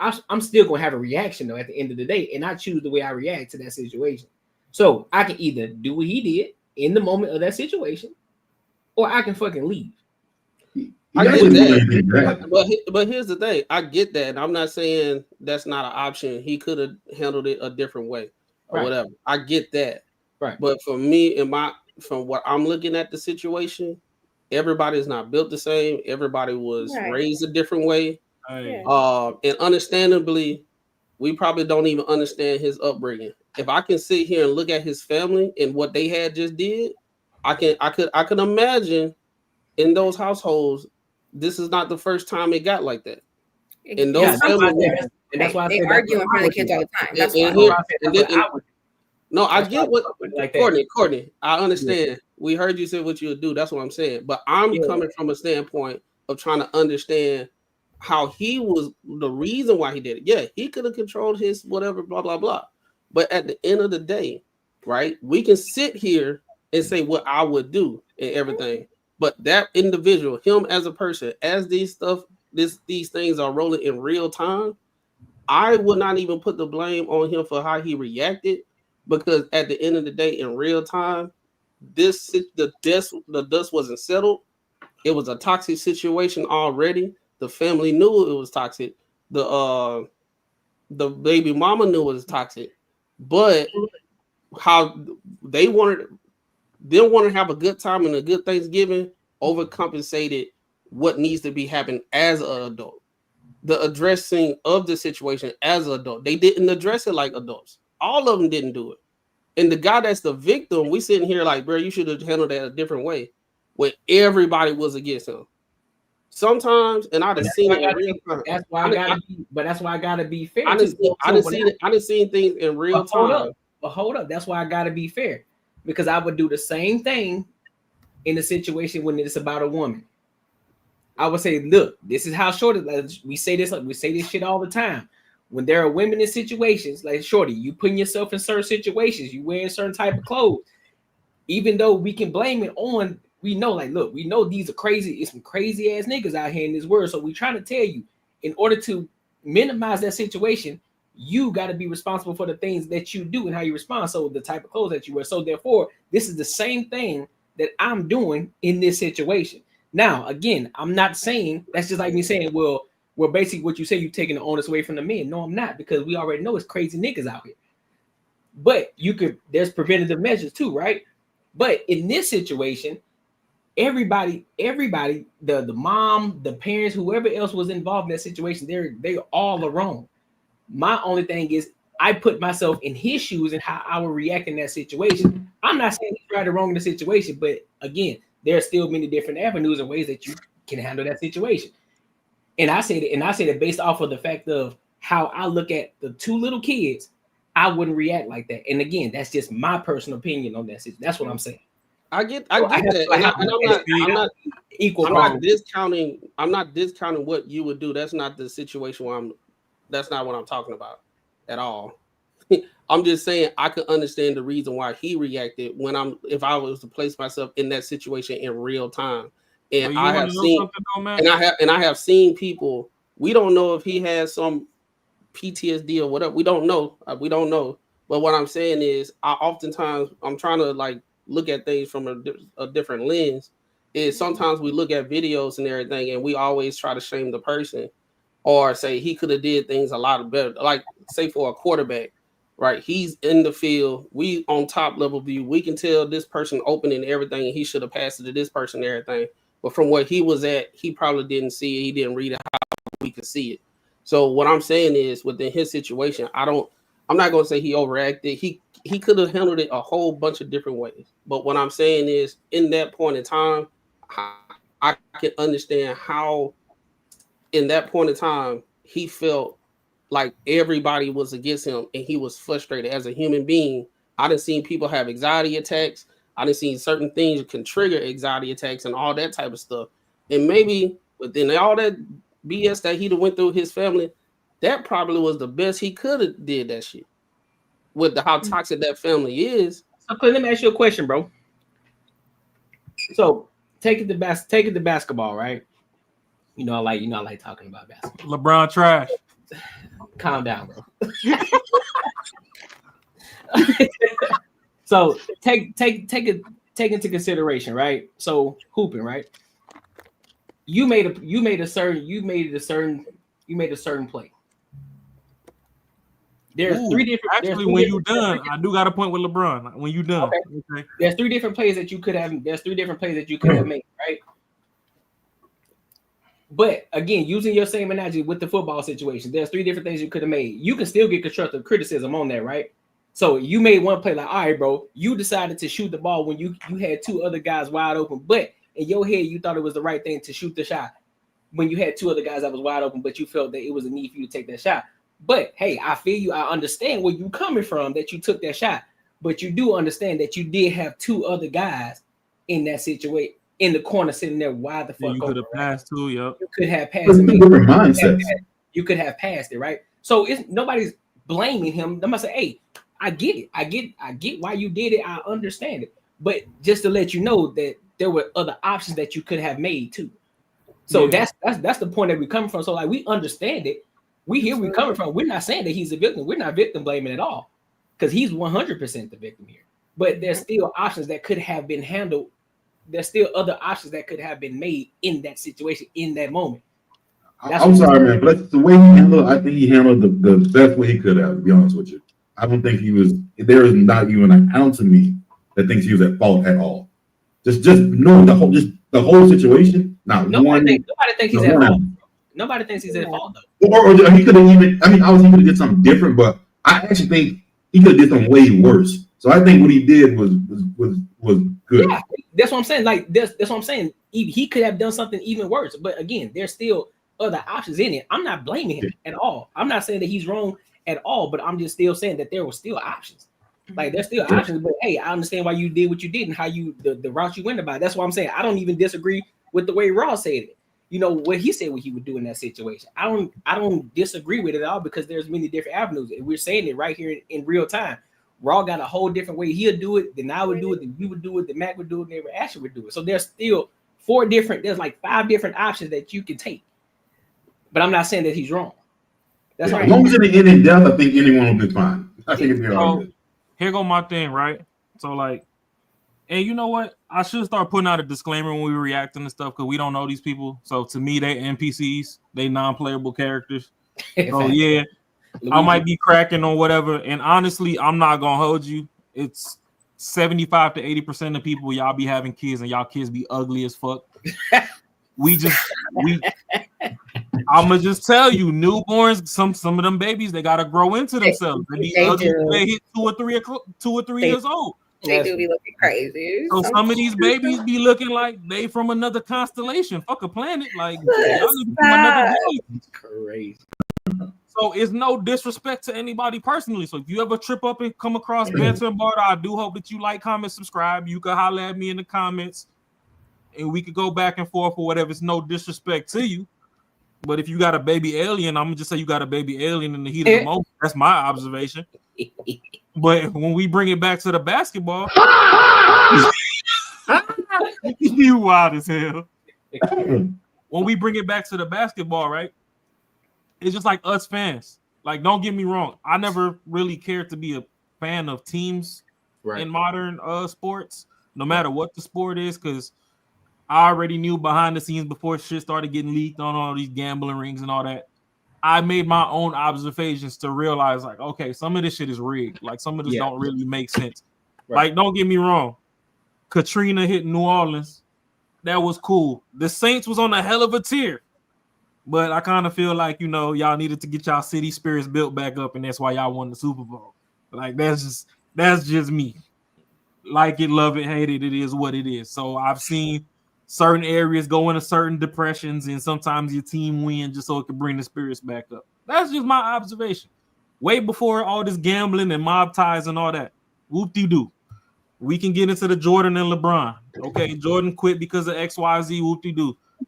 And it goes to the same thing with LeBron. It's like, okay, we thought he was going to be the Cavaliers' hometown hero. Then he up and left and went to the Heat. I'm not going to hold you. I was a LeBron fan, and I still am. Don't get me wrong. My ranking system, I still probably put him up there in the top of the top, but it's like, I'm going to still get some jokes off just because he's super brolic compared to all the other players. Like, yeah, Kobe and Jordan were some lean people in comparison to Bron. Yeah. So just like some stuff that he does is just kind of like, really, bro, like, I respect you. You outball me. I ain't ever going to say I could fucking outball you on the court. But it's just some things I feel like, should have never been tied to your name. But at the end of the day, it came out after he went to Miami that, it was a player on the team trying to holler at his mama or, allegedly. Oh, Delonte West? Yeah, so, so it's like even in that situation, y'all want me to be the king of the Cavaliers, king of Cleveland, but how am I supposed to stay? How y'all gonna tell me how to feel about me catching somebody in my mama DMs that I play with? I gotta see you in the gym every day. So that's kind of where this come back to it. It's like, yo, I need to separate myself from Shorty so I get my bearings. That's like me saying, hey, bro, I'm trying to figure out, I don't want to do team practices no more. I want to practice by myself. You let me come in, 2 hours early into the gym. I get my practice out the way. Then text me when y'all cleaning up and leaving, and I'll come get another 2 hours in. And then, coach agrees to that, but then you come and coach fucking call the whole team in early. Now you got to see the dude that's in your mama DMs. It's like, bro, I'm trying not to smash this dude's face in. I'm trying to be cordial. I can understand if we got to play a game against another team, but me practicing is my detoxing. You don't know what I got going on. When I'm shooting these threes and I'm practicing, that might be what's grounding me. Now you got this motherfucker over here, and I'm like, shit. I'm shooting these threes and be like, okay, for every three, that I make, I might forgive him a little bit more. But now you got him in my face. Now I just want to beat his ass. I might forgive him a little more. So now it's the same thing kind of with this situation. Like, yo, respectfully, I get it. Shorty got my kids too. But she fucked around. She didn't bring it to me. I have to hear it elsewhere. This Thanksgiving, I just want to kick it with y'all. Y'all my people from the sandbox. We could pack some to-go plates. You could pick some shit up after we done kicking it and playing spades and phase 10 and dominoes and shit. But, until we get through all that, I really just don't want to see Shorty right now. That's fair. Before we even take the foil off the pans, y'all got Shorty showing up. It's like, nah, I'm wilding out. I done told y'all to respect my wishes. Y'all supposed to be my people. And this is how some people's villain origin stories start. Nah, that's literally what happened. That's that shit that can drive a guy or just anybody over the edge. And once that top is open, you can't screw that bitch open. Back on. And oh shit, my bad. I mean, not to cut Macaroni off, but y'all just seen Ray J pull a gun. Well, allegedly, I didn't see a footage with him with the gun on him, but Shorty said my bad, man. No, that's some wild shit. That Ray J situation, old girl brought her cousin, and that's the reason why he brought it out. It wasn't specifically for her. It was for the male cousin. Said, it's a I didn't physically see it, but go ahead and get your stress off. But yeah, that's that type of stuff where, hey, it doesn't matter. We just gotta have the kids just be kids, and we just trying to have a good Thanksgiving and all that stuff. And that man mental ain't all the way there. And then if he go out and do what he do, then we're gonna sit up and like, oh yeah, he shouldn't have did that. But like, man, I just look at the situation. I think sometimes when stuff like this happens, we focus so much on a man and what he could have did instead of just look at what's wrong is wrong and condemn the people that did the foul play. I think that's my whole thing about it. Like, we spend all the time talking about things that he could have did. He could have went this way. We got to talk about the kid. Nah, man, the family messed over him, and that girl knew what she was doing. All them adults, They didn't care about his well-being. They didn't care about his mental. They didn't care about how he would actually take the situation. They didn't care, and that's sad. And that's where we at, to the point where we supposed to be having a community, and we supposed to be helping each other out and lifting as we climb and all that type of stuff. And your family stab you, your blood family stab you in the back. And that's this is why I understand Ashley and Kay when they come up here and be like, "Oh, y'all need to go to therapy." Thank you, because I was thinking it. I said, but see, in situations like this, I could understand it, because at this point, who is that nigga supposed to trust? Yeah, he ain't got nobody to talk to. His family's supposed to be his therapist. They supposed to understand that, hey, bro, like, you know, you got kids, and he's like, yo, I understand that, but you got to understand my level of betrayal. And they're like, oh, well, nah, fuck what you got going on. I don't know if we covered it or if you covered it at all, Courtney, but I know we probably, most of us at least have seen it. Mm-hmm. That little girl that was in church and she was giving the testimony. Oh, like, yeah. I like to thank God for blessing me with my stepmom, because my stepmom actually listens to me. And the lady was like, and the whole church went into a fucking prayer ceremony on that girl, like, oh no, like this ain't what you put. Mm-hmm. So now, if she shut down and she start her villain origin story and she become a hoe and all this, and she trying to find love elsewhere, what the fuck do you expect? Mm-hmm. She came out and was like, "Hey, stepmom listens to me." And don't get me wrong, nobody's fucking perfect. Right. I got ass whoopings every day as a kid at times just because my mom had a bad day. So one of my promises to myself is I do sit down and talk with my kids. I could whoop their ass from Monday through Sunday, but I sit down and I talk with them, and I'm like, hey, even if I know that I was wrong, like, hey, my fault. Daddy really spazzed out. I overreacted. How did that make you feel? Okay, whoop-de-whoop. I get it. What can you do better that can alleviate me from taking such extreme actions? Oh, well, I did do this, and that. Okay, so you understand where I came from. Kinda. Yes, I did. No, I didn't. Whatever, you know what I mean? And we could still find the middle ground. We could talk it out. And don't get me wrong, I'm not over here DDTing my kids through the drywall fucking every day. But, you know, there's certain situations where I'm sorry, you're going to have to catch this fucking cow skin before we could talk. Like, you know that I know that we know that you had all of us fucked up. So before we get into the talking portion, y'all got to get into this discipline portion. My grandfather was a bishop. I was raised in the church. As wild as I am, I don't give a fuck how y'all perceive me. I do have my ground. I'm not going to be over here abusing kids. So yes, I do support discipline. I don't support just bullying little motherfuckers just because they're yours and you can get away with it. There has to be a middle ground. So yes, I talk with my children, and you know, you get to express yourself. I'm not finna gentle parent, but I also need feedback on my parenting. Shit. I might not listen to a goddamn word you said. That's bad. But I gave you the floor to tell me how you feel in the moments where I wild out. That's good. Which lets me know how I can fine-tune things in the future. Right. Like, okay, instead of going off level 10, maybe I got to dial it back to a 6.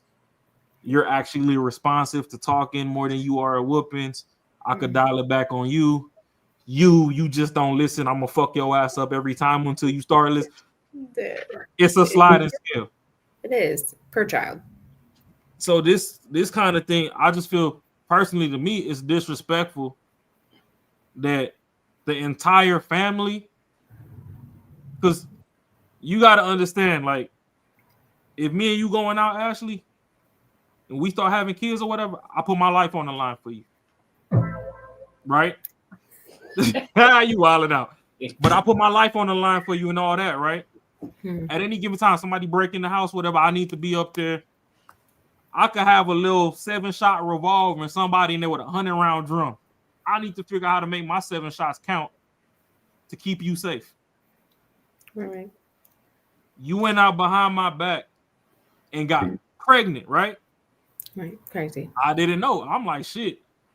We just came back from Cancun. I was swinging off the chandelier. I know I was fucking.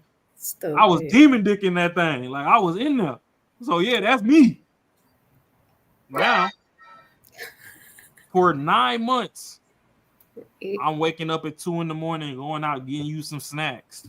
Your back hurt. I'm rubbing you down with the Tiger Balm. We don't even use Vicks no more. I got the Tiger Balm. You know, I'm doing all this other stuff. It come to the hospital. It's complications. I'm getting traumatized now because, you know, instead of a vaginal birth, you getting a C-section. I'm watching these motherfuckers cut into you. I'm like, oh no, please don't kill my baby. I don't know this little kid, but I know Shorty. Shorty, give me 5 top. Don't take her from me, Lord. Like, I'm gonna add my comedic element to it. I know, we get it. You know what I mean? It's very true. In the back of your mind, you knew that even if it was one night, you went to Miami on a girls trip, and on that last night, you just couldn't hold the guard up no more. That nigga was so fine on South Beach, you let him crack. I get it. But you was sitting up in my face for 9 months, and you had that kid. Absolutely. Fast forward 2 years, 5 years, whenever I finally find out, you not even the one that brought it to me. Well, that part's crazy. So you ain't even bring it to me. I know, that is nuts. You was like, hey, you know what? I did, you know, 3 years ago, I went to Miami with the girls. I was wilding out. I ain't gonna lie, this nigga was so fine. I just don't know what came up. I don't care how you bring it out. I just want you to tell me, because I'm trusting that I'm gonna protect you at all times. I wasn't there on the girls trip. I couldn't protect you from that nigga. You took fucking 10 shots of Henny. You couldn't protect yourself no more. It got blurry. Nigga look like Idris Elba or whatever the fuck floats your boat. Hey, 1 + 1 was 2 that night, and it was on the cracking. But we dragged this on for years. Now I finally find out. It's crazy. It's no disrespect to the kids we already have, but now I'm just like, okay, that's blurry. So what else? Right. That's where it gets real persnickety with it. So I gotta dissect everything that ever happened. What you say? What's the truth and what's a lie? Huh? For what? Persnickety. Oh, okay. Persnickety. Hey, don't think because I'm a hood nigga, I don't know big words, man. I ain't say that. I was just trying to figure out what you. I'm trying to figure out what you said. On banter and barter, we gonna get folks' vocabulary up. I said persnickety. Proclivity. Mac got the proclivity, I got the persnickety. You know how I feel it, you know what I'm saying? Dude, hey, I just realized something, man. Matt, fucking unbiased, you 100% fucking speak woman language for sure. Like you go detail to detail to detail to detail to detail to detail. I never like pinpoint that shit. That's why I really like understand your ass. I've been like, yo, you cheated on me with some hot ass nigga. That's why I'm pissed. Detail. Well, you gotta understand though. I'm an only child of a single mom. I've been in the hair salons. I've been in, I've been all those places. I done heard women talking about they shit that was 30, 40 years older than me. I done knocked down some cougars. It is what it is. So that's where women could come in. You know, they don't like people that they're like, oh, these podcast niggas. Like, no. Well, it's like some of us actually know you because some of us were helping you be you. Mm-hmm. When you was cheating on your man with the side nigga, it's me. I'm side nigga. I was swiping your language. Like I speak your language. I was swiping your card at Applebee's, getting that 2 for $20, and then we hit the ATM and you gave me $300. Like it's me. Geez, you know what I'm saying? But no, like to reel it back in though, it's just like, you did all that. Now I don't know what was real, what was fake. Right. You gotta process it. Time to detox. Yeah, if I bring it to my family, it's nothing against the kids. And I know it really sounds extreme when I'll be like, fuck them kids. I get it. Mm-hmm. I do have soft spots for people in my heart. Just like Courtney said, I get where Courtney coming from. Ain't nothing wrong with what Courtney's saying. But I know for me, a child is, depending on how much love y'all made the child with, it's a 50-50 split between the mother and the father. Yeah. So even if I see me in that child, I still see half of you. I don't want to see this motherfucker right now. It's reminding me of you, and it's reminding me how you got me fucked up. The fact that my family went behind my back after I confided in them and told them, hey, it's a rocky road right now. Them last 2 kids ain't really mine. I ain't really got to the root of it yet. I was waiting for the holidays to blow past. I wanted the kids to be happy. Then all of a sudden, y'all was like, oh, you wanted the kids to be happy, so we invite. No. They can be happy over there this time. Why are they here? You my people. Y'all created me. We share the same DNA. Why did you bring these motherfuckers? Oh, well, you know, the other ones are still you. I don't give a fuck. Yes, they're partly mine. I put my 50% of pressure in some pain and made them. But the other 50 is still on Shorty, and she's still disrespecting me with all this other shit. And it came out during the house. I don't want to see you right now, respectfully. I'm not saying we ain't ever gonna talk it out. I ain't saying, you know, you dead to me, whoop-de-whoop. Dead to me. I just need to find my grounding. I brought it to my family. I personally, as a man, I don't believe in therapy. I believe you should have a community around you that you could go confide in. Hey, Courtney, let me holler at you, bro. What time you get off work? Oh, I'm gonna call you back. I'm gonna call you around 7. I get off at 6, but I gotta go get some food for my kids and put them in bed, and we'll do. Then I'll hit you. Boom, hit you. Hey, bro. So tell me why me and Ashley have 4 kids and she stepped out and that 5th one ain't mine, but the 6th one is. Oh, nigga, word. Hey, bro. All right, how about this? I'm off this Saturday. We finna watch the game. Come over. We gonna have pizza and beer. We could talk about it. That's my therapy.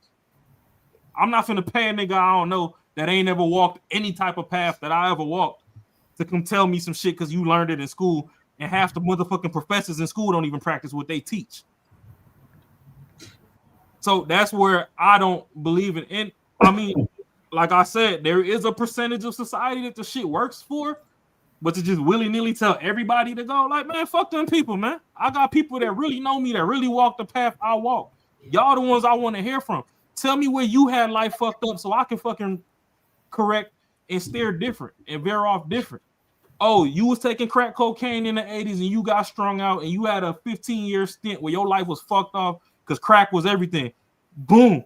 You ain't got to tell me twice. Don't ever take crack.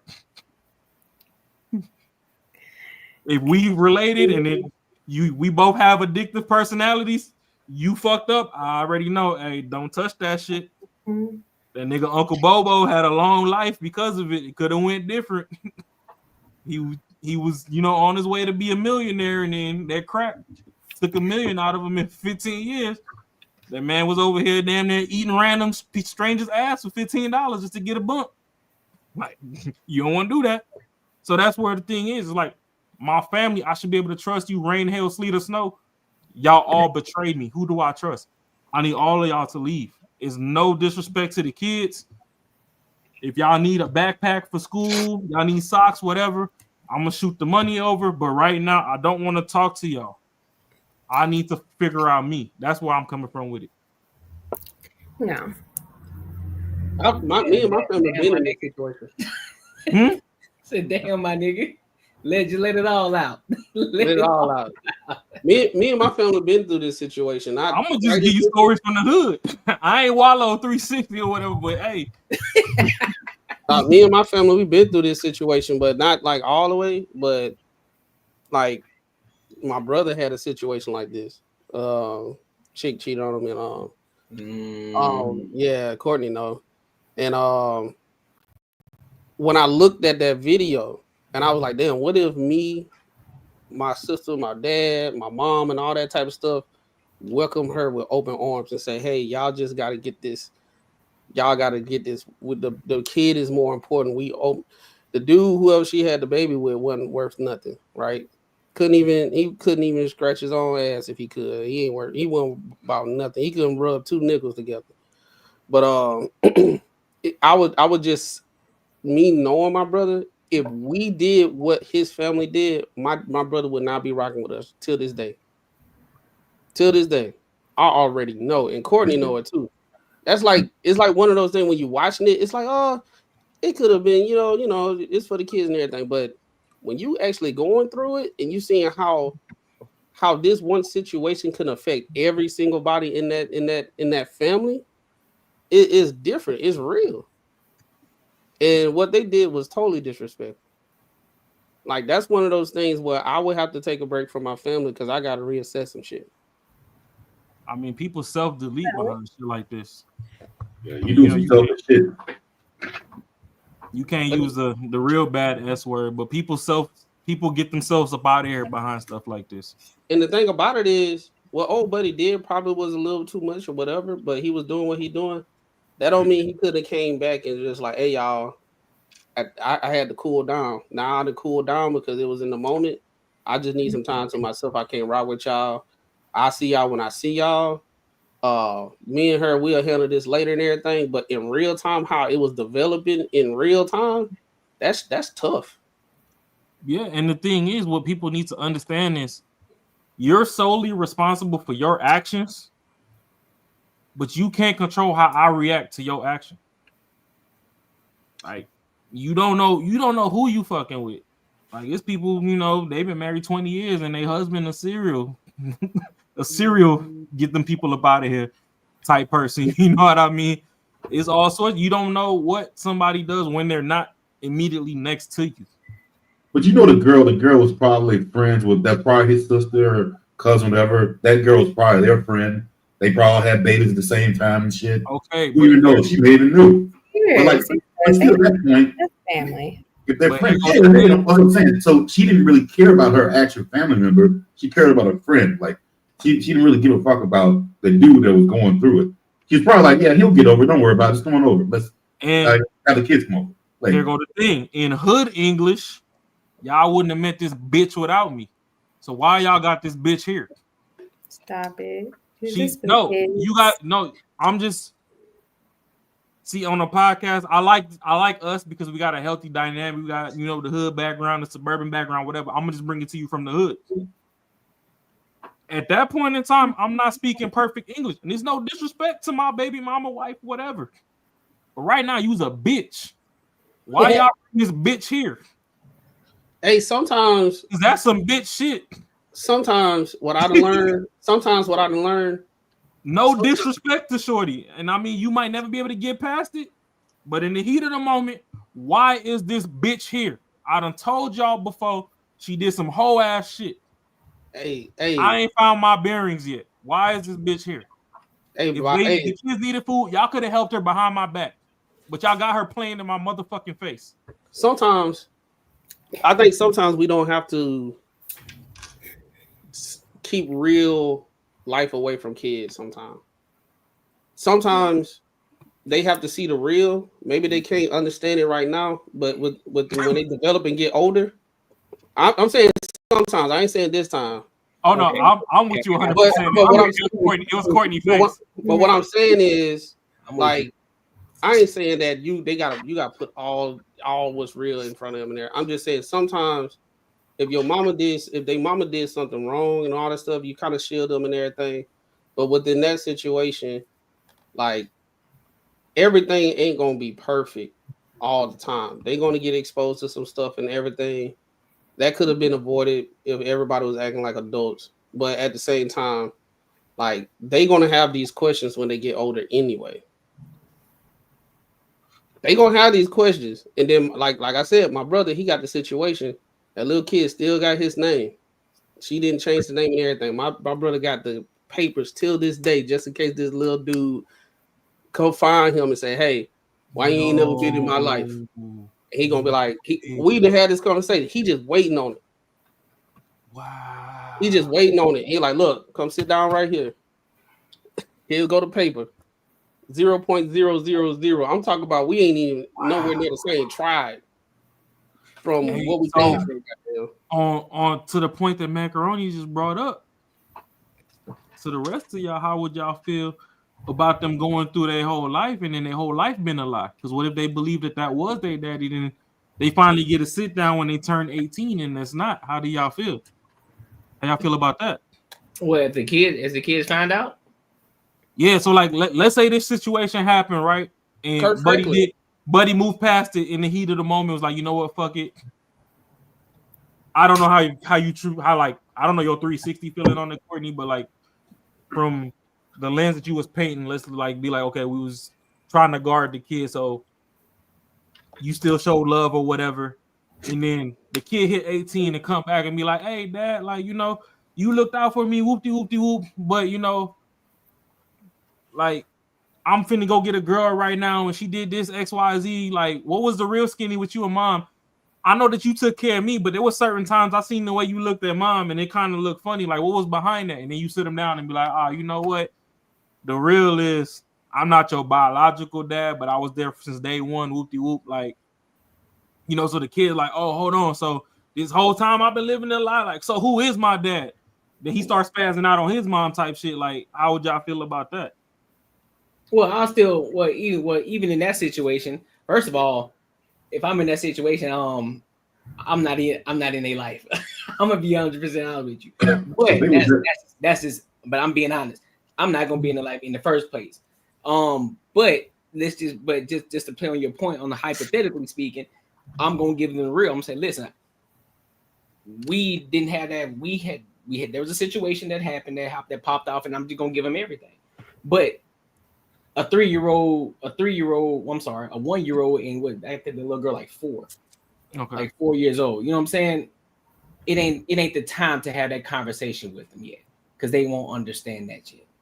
Now, when they get a little older, and then they still start to ask questions like, all right, Pete, let me sit you down, let me let you know what the real shit is, and then we're gonna have that conversation. To interject, I feel like the 4-year-old is old enough, because I mean, you don't want.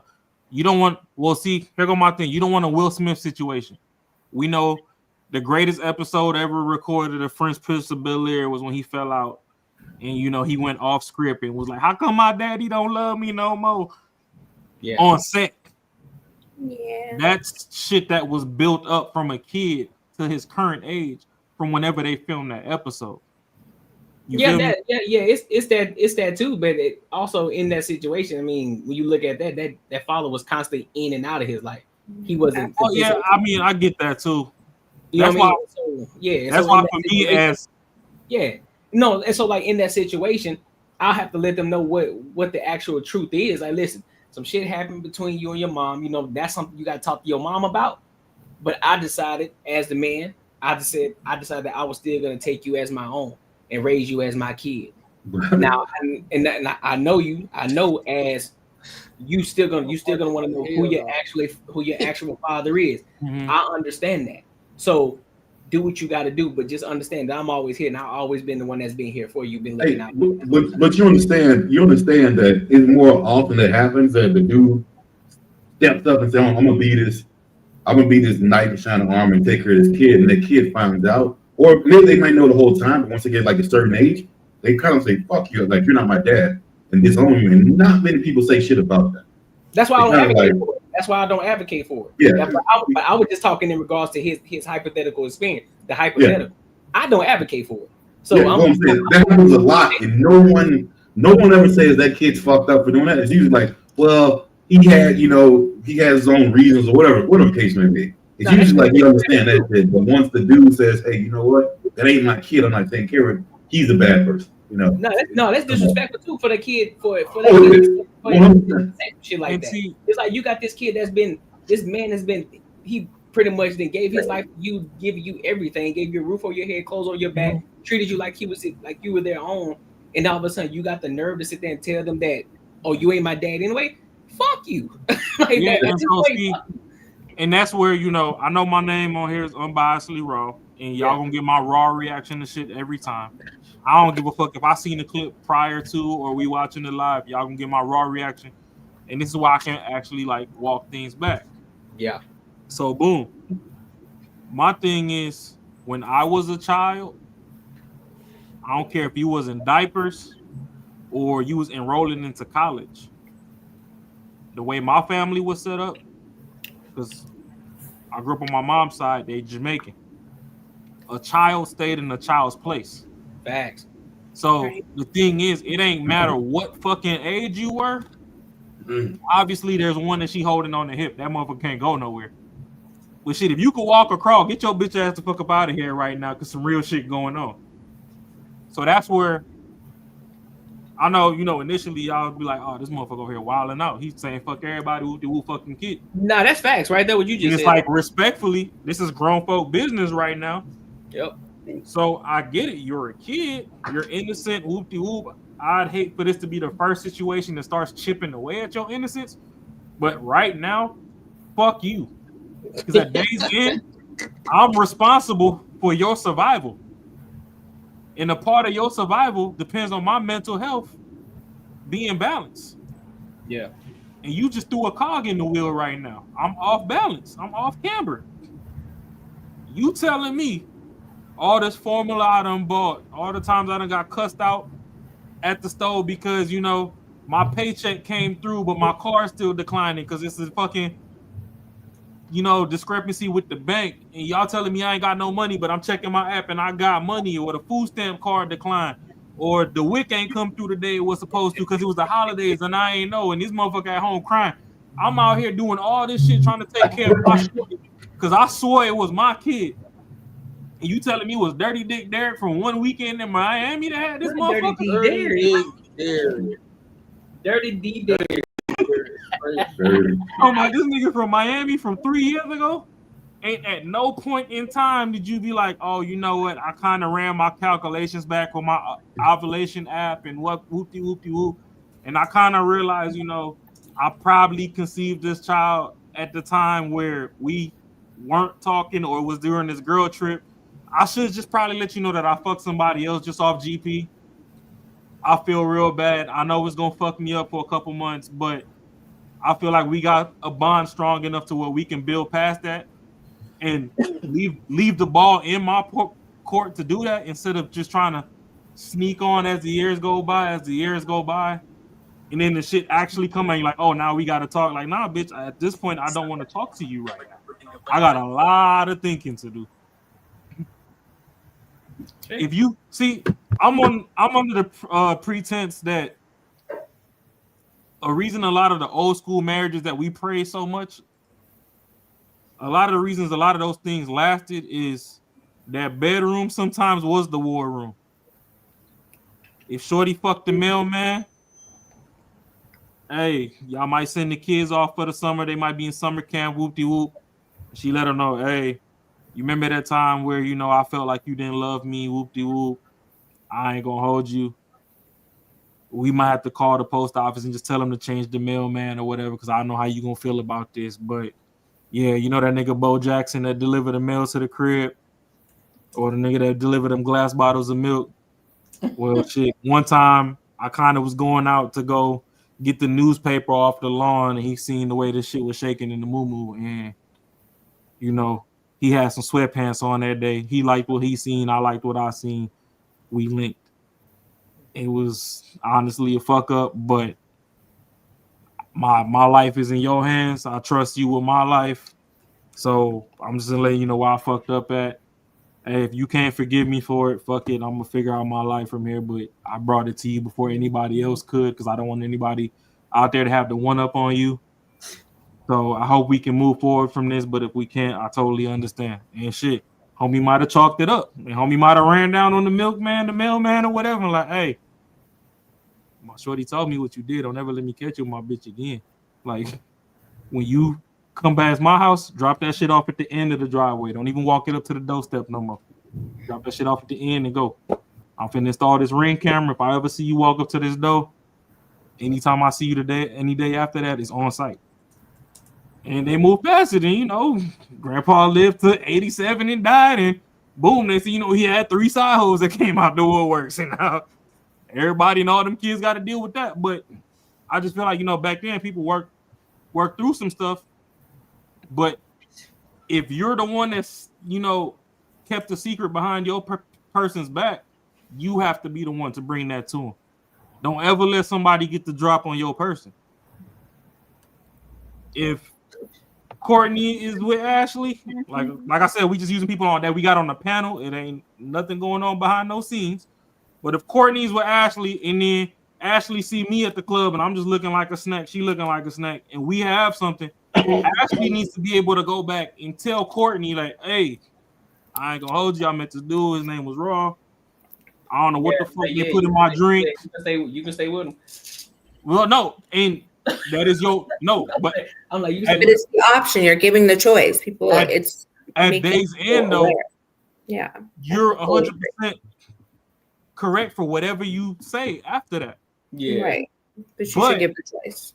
She was real enough to come to you and be like, "Hey, this is the scenario that played out." Yeah, not you know you go blow up and you become like a fucking multi-millionaire basketball player, or whatever, and you done marry Ashley, you got 3 kids, whatever. Now all of a sudden you see me liking all the pictures, and you come in my DMs like, "Hey, bro, I noticed, you know, every picture my wife posts, you over there liking the picture. Like, what's up with you?" Yeah, like, shit. Before you even get, matter of fact, your marriage night, I cracked that shit. Like, what you talking about? Crazy work. Now you going back like, hey, we went back since the 6th grade. Why does a nigga over here telling me that he hit? Is it true or not? And she like, yo, you know what? I ain't mean for you to find out. It's like, nah, what the fuck you mean you ain't mean for me to find out this way? Why you couldn't just bring it to me? You know what I mean? So it's 101 scenarios that people can run through on any video that ever gets clipped up. And that's why I said, you know, no disrespect to people like y'all NPCs or whatever, but for the 15, 20 minutes of your life, that window that we get to see, we gonna react on what we see, and we gonna paint 100 pictures behind this shit. And I just know for me, everybody disrespecting me, so I don't want to see nobody, kids included, until I find my grounding. If Courtney still hug the kids and then he like, hey, shorty, come here, let me holler at you.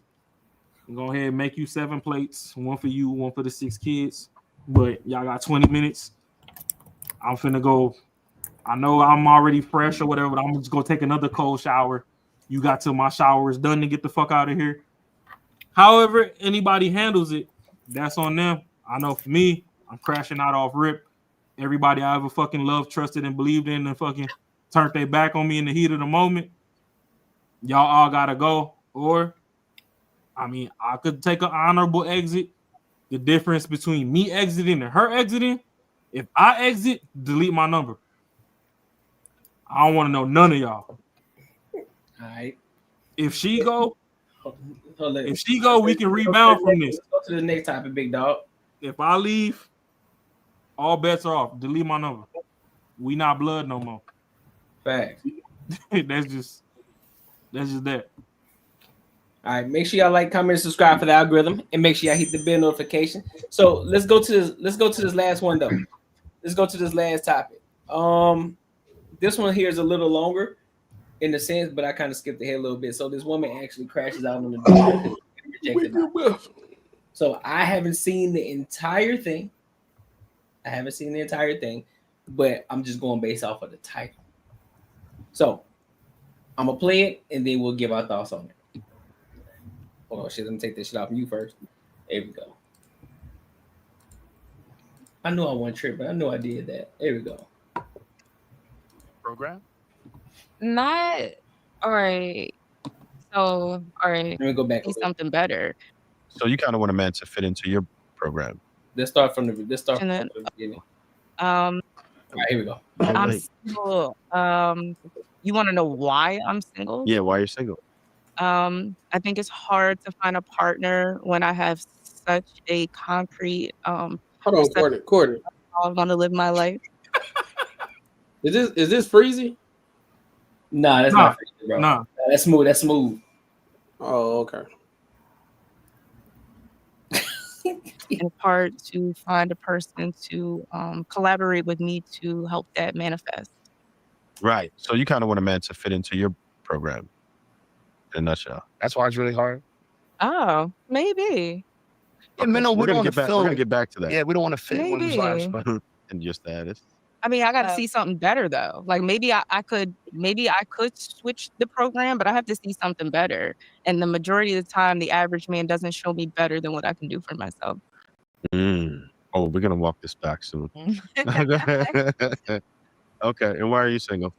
Pretty much the same reason. We're not gonna ask him why he's single. I know he just ladies first. Oh. Even when you're right, you're wrong. But pretty much the same reason. You can't find a man to fit in your program? Not all right. So, all right. I guess not the same reason. I just feel like a lot of these people are not being honest with themselves. It's like, if you can't be honest with yourself, how are you supposed to be honest with me? And it's like I'm coming across it a lot, and I'm big on integrity. So it's like, Okay, so you find some lying ass men out here. In this game, your heroes will die. A lot. With every defeat, a new... yeah, I guess. Good enough. Good enough. Go ahead, Shake. What you got? Me, I'm single, but I'm dating. You dating? Yeah, I'm dating. See? I'm not in any long-term commitments, but would you prefer to be in a long-term commitment or? When the time is right. When the time is right, but I'm enjoying the company I have with some women I'm talking to. So, shout out to them. How many first dates do you go on? I try not to do more than 3. Yeah. Wait. I'm confused. How many first dates? That's dates before sex, right? First dates mean dates. Yeah, she means dates before sex. I try not to do more than 3 dates before sex. So, but it happens sometimes. Okay. You gotta nip those in the butt though. How many first dates do you go? I don't date. You don't date? Yeah, not right now. Cobwebs. Okay. It's not cobwebs, but I don't. Yeah, You don't. I was in a relationship for a long time. What's a long time? 9 years. Yeah. Ooh. How small was that guy? Off and on. Off and on. Okay, that sounds tumultuous. Yeah, it was tumultuous. What happened? I take a lot of accountability. We'll see. We just didn't work out. He was younger than me too. I will How give much him grace younger? for that. 6 years younger than me. He was 6 years younger than you? Man, well, how old was he at the time? He was like 24 at the time. He was 24. And I was late 20s. However, he had better qualities as a younger person than I saw in my peers at the time. And I actually still do Wait. Yeah. You said he was 24? He was 24 at the time I was in my When you met or when he you had 23. ended? Yeah. He was 23 when I met him. Okay. And he was in his 30s when we ended. Okay. Yeah. You said you had a 6-year difference? Yeah, we had a 6-year difference. Damn, you was robbing a cradle. It's like maybe, yeah. Nigga So I vibes. did give him. So that explains the time because I was giving him some like time to like do his thing or whatever, and it was a good type of relationship for me because it was like it was kind of arm's length too. And how long did the relationship last? You said off and on, it's about 9 years. 9 years. Okay. And when did you end it? Recently. Like less than a year ago? Yeah, less than a year Okay. ago. She just gave out her age. I got all the information for you. Those who are good at math, there you go. Yeah. You're welcome. So, yeah. But all right. So I get that part of it. So you said you take accountability, and Yeah. you're saying it was the age gap. I for the think it most was part. the age gap. Yeah. You wanted a lot more. Yeah. By the than time he got to accountability. a point that I felt like he should have been at, he wasn't there. Like he didn't meet that mark. Okay. And I realized it wasn't about his age. This is just the type of person he is. Right. That happens. Yeah. Some people Yeah. are just not ambitious. And Yeah, and it took me a really long time to figure that out. Were you and I trying to wasted build a it lot there? of time. I wasn't trying to build because he was already at a point. skip ahead a He was little. already at a point. The idea that only women that you're exceeding man. I'm not. Can you find me a Fiji? All right, here we go. She capping. And I still don't want And it. all it. I don't want you. But I don't want a woman Like, like what the- and I don't want a woman like you. And women don't want I that don't- like I you, don't but want a he's woman like upset because women are Not her fixing becoming the more weed. like me, and he's not. Doesn't like, upset me. It's It not doesn't upset me. thing. My dad always told me that a man is not going to argue with a woman. Absolutely We're having a not. discussion. Like, I'm not- my 6-year-old, the young girl that was 6-year-old wasn't back and forth like this. Straight up. I'll tell you Look at that. didn't stay with him. So all right. So let's get to that part of it. So I do understand that there is. I'll never forget you. No white Right niggas. there. I know You're the reason why I I'm don't going to date. forget you. I'm going to You're forget. the reason why I Trust don't me. date. This is going to be a race out of my mind. Has Do men you like, see this? This is the reason why I don't so are date. you saying that men like this? Masculine men. I earn more money than him. He's a Hold YouTuber. on, He's hold on, not hold on. age. What He's is the time? almost What is the time? 40. Money now. And he's a YouTuber. Like, come on now. You don't know what I earn. You're a YouTuber. Have you seen my channel? And the Doesn't- millions of views that I doesn't got? matter. Doesn't matter. Doesn't matter. Okay. Can you find me a Fiji? I can fly Fly to myself to Fiji. Fiji I tomorrow. just came back to Africa from Africa. Boy, bye. And yes, we got Fiji money. What are you talking about? You don't know me. When I that? know you. When I know that? you. I've seen you 1,000 times. Like I know you. So you've seen my content before? No. So then what are you talking about? What are you talking about? All right. Next question. So Can you move on? so But sir, hold on. No, Hold on here. Because here's the issue, right? Women like move her on? overtalk men, and it's fine. And we're gonna let the footage reveal that, right? We're gonna let the footage reveal that. No, But we're we not. sat here We're gonna talk quiet. about this before. We sat quiet while she went on long rants. Go ahead. And I tried to interject at time, but I was like, I'm no, not that. I'm actually a softie. Okay, He's so soft. Can you stop Like, interrupting? he's Okay, he's just one foaming second. at the mouth over a softie. Just one I'm not even a hard girl, Okay. and he can't take me. I think you're hard. I think you're hard. I think you're very hard. I think you're very hard. But I understand you. You know why I understand you? No, you Because I don't, bro. listened to you, and what I've heard from You what you don't said is that understand me. you like men that are. You don't understand. like me. men. We cut from such a different cloth, nigga. You do not understand Just be me. quiet for 1 second, right? So let me talk. One second. I'm only quiet for people I respect. I Okay. respect men. You don't I will be quiet for you. If you wanna So this is what I'll do. diffuse the Let's situation. give him 1 minute, and then if you need a rebuttal or something. Yes, is that Got okay? you. No, I'm answering it. I talk to men I respect. Okay. Anyway, so I understand women like you, right? There's a lot of propaganda telling women that you're exceeding men. I'm talking about lived experience. He's talking about So propaganda. just give. That's what I'm saying. I He's get a it, I young get boy it. in his mind. So Like listen, I'm a grown woman we with gonna give lived him a minute. Give him a experience in minute. real life. I'm He gonna give keeps you- telling me propaganda. I'm gonna give you a whole telling chance to him my talk. real experiences. He's telling me that how I'm feeling and how I'm internalizing it is propaganda. He's a child. I get it. So just give him a minute. We only gonna give him 1 minute, and then I'm gonna give you your time to rebuttal. All right, I'm and we won't allow him to interrupt you either. All right, got you. Okay. So I understand women like you, right? You've been sold this reality that it's not true, and it's fine. It's fine. You sold the idea that only men benefit from marriage, but we tried to make the point to you earlier on that women actually, the only way they could get divorced, last time I checked, is if they were married, and most women, most of the wealthiest women in the world became wealthy through divorce. That is true. So I've never heard of a man become a billionaire through divorce, but we've heard of women that became billionaires through divorce. White women become billionaires through divorce. What are you talking about? Like this is not our Charles, conversation. you could just forget it. Go ahead. This is not let our her go. conversation. All right, so you can go ahead.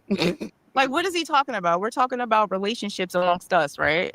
Okay. Like he's putting in statistics and scenarios that he's not even a part of. Like, what are you pulling That was out my fault. I these- brought that.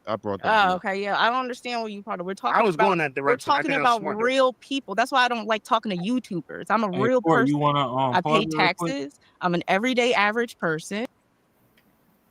So, just before we get into some more of this, I don't understand if women see what's going on, but from a man's perspective, and I get it, she's not dating any of the men that are up there. But when we say that men don't like combative women, this is what we're talking about. Like, I don't care if you a vet, if you went to war, whatever. Her ass ain't with no fucking war. Whatever. No, but I'm just saying though, like whatever you had to do for your personal survival don't mean jack fucking shit to me when I'm in the building. Sit the fuck down, cross your legs like Cam Newton, shut the fuck up, and just enjoy the vibe. I can already tell what happened, and I didn't even need to see the middle. Like I already know why she feels that way, and I didn't even need to see it. It's because I'm similar in the sense of when I hear men speak and I think that you're dumb, especially when the rhetoric comes out of your mouth that I feel like is just immature or childish or you're just not mature, I stop listening.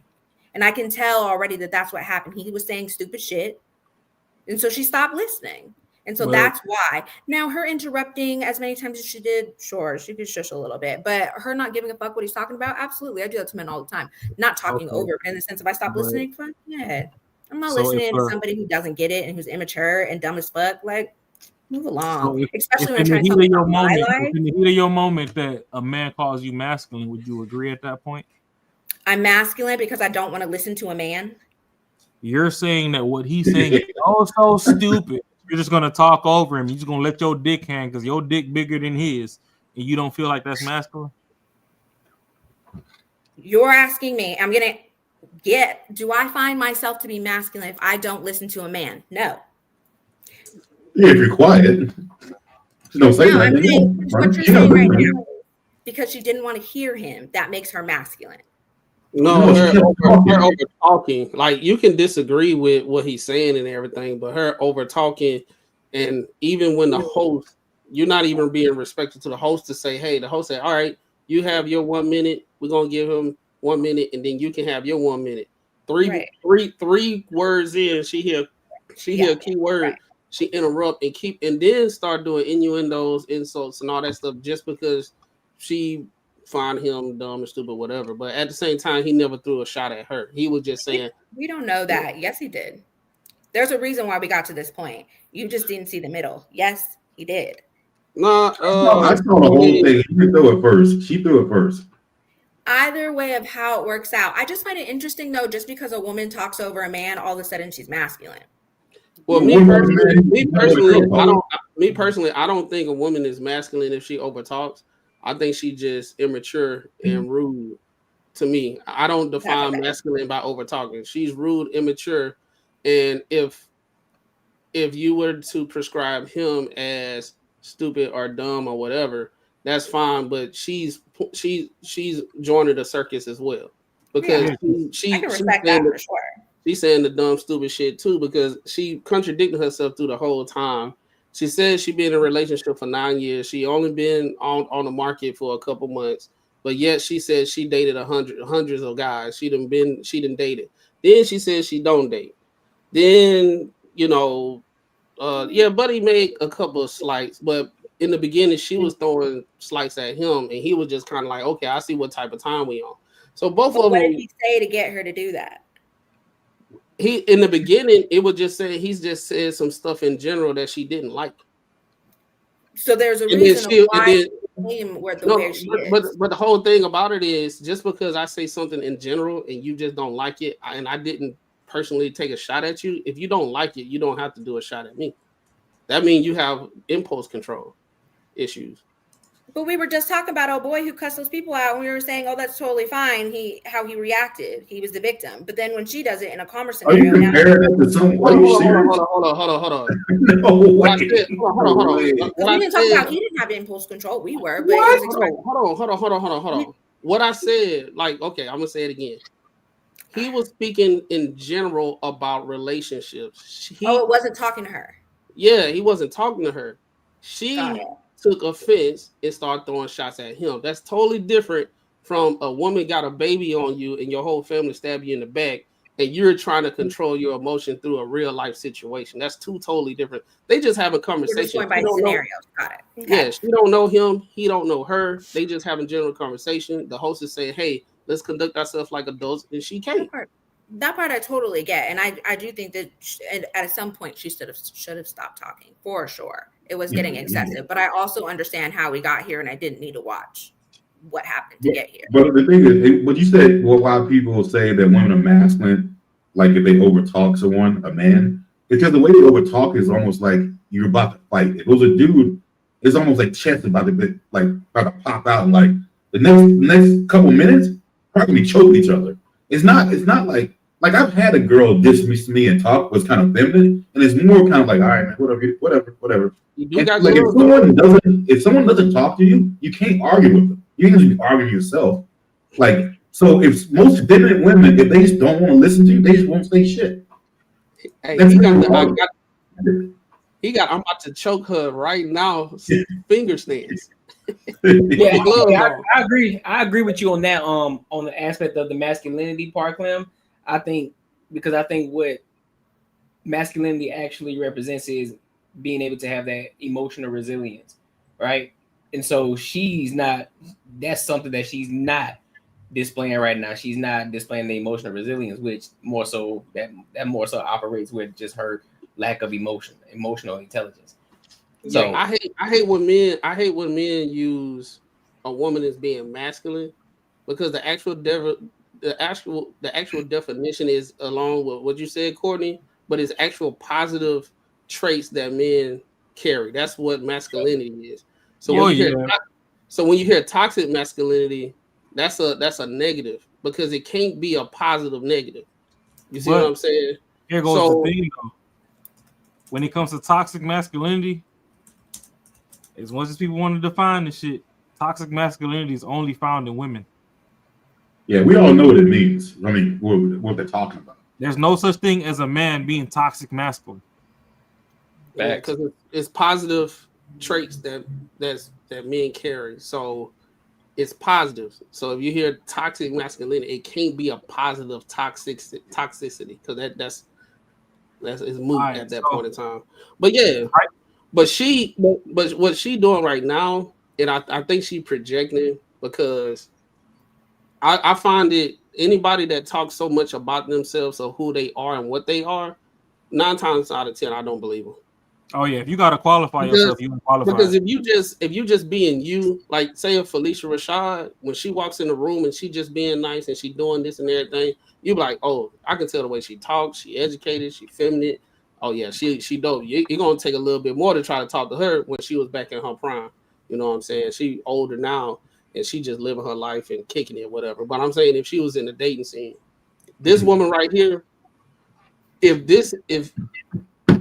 what you are who you are. Can't nobody get this up out of you. This is you. This is her. Because if you usually don't act like this, you wouldn't even know how to do this right here. Because I could tell you my wife, I've been with her for 10 years. I have never heard her yell through points of contention to me. She never does it. Never does it. She don't never cuss. She don't never, when we in our points of contention, she don't cuss. She don't do none of that. She don't do no innuendos. She don't do nothing. We talk and we talk it out like adults. This woman right here, I think she full of cap because she just got out of a relationship, but she said she done dated hundreds of men. Beforehand, though, she's 6 years older than him. Well, yeah, like, she was already on late 20s. So yeah, she was. Yeah, but she been in a relationship for 9 years. So how can you that say was late 20s when it yeah, started? but Yeah, at the same time, if you've been out the game for 9 years, how can you quickly identify all these type of men in the current state of dating? Yes, you can. That is called experience. That's like saying that what you've dated, all of a sudden you forgot just because you were in a relationship for 9 years. No. And they were off and on as well. Let's not forget that as well. But no, you don't forget. You learn. Every relationship you learn from, every heartbreak you learn from, every tear that drops from your face you learn from. That's just normal. You're not going to forget it. You're going to see it in every man. All the things just to make sure that you don't relive anything that you've been through before. Absolutely. Okay. Well, first of all, I didn't say that she forgot. I'm saying she's not currently like riding a bike, right? You ain't rode a bike in a long time. You kind of wobbly and you get it, and then you can get back to it. But I'm saying she ain't been in the game long enough to go on that bike to get back to that experience.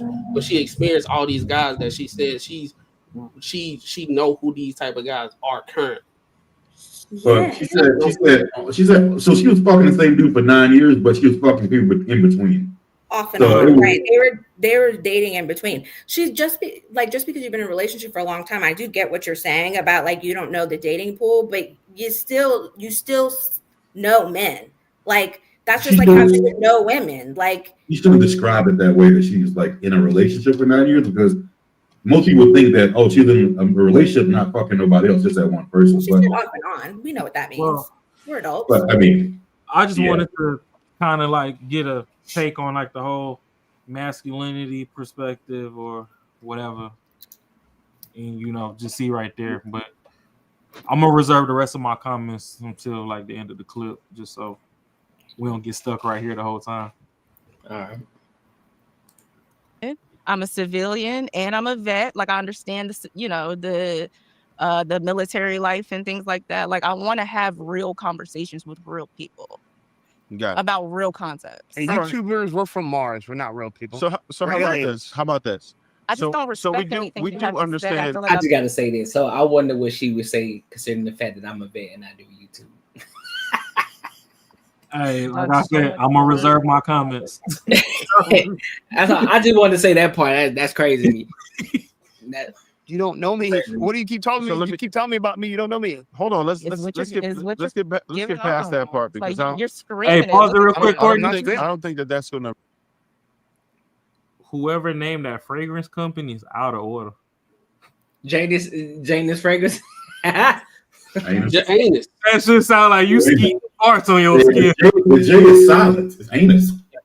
Yeah, that's crazy. Yeah, that's crazy. Boy, y'all out there buying 12-ounce bottles of fart.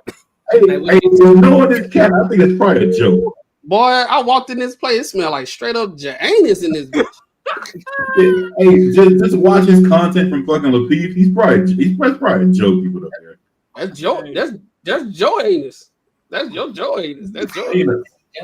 Joe Anus. I'm really going. I With, but I do want to get somewhere with this, right? Mm-hmm. So, if we're saying that Crazy. there is something wrong between the relationship dynamics between men and women, how is it possible for us to bridge the gap? We can't, because if she wants to lead, men won't follow. I think we can. Can I answer your question? Can I answer your question? We're gonna let her go. Then you got it right after. I think. Customize and save Hey, with Liberty yo. Mutual. We ain't gonna let the emu go. In 1954, my granddad, James. Damn. They made sure you see all of them. Oh, go ahead. Sorry. Yeah, no, so I think the problem with that is we have to be realistic about whether or not men are capable of leading, because we're not going to just go blindly follow after someone that we deem incapable. So it's a lot of these men that sit here like, follow me, follow me, follow me. A real leader does not have to tell you to follow them. You're going to see the way they lead and naturally fall in line. So the problem is a lot of these guys, they want to be like, oh, I'm a leader, I'm a leader. I think I've said this before, but you hear this bullshit from women all the time about the whole leader thing.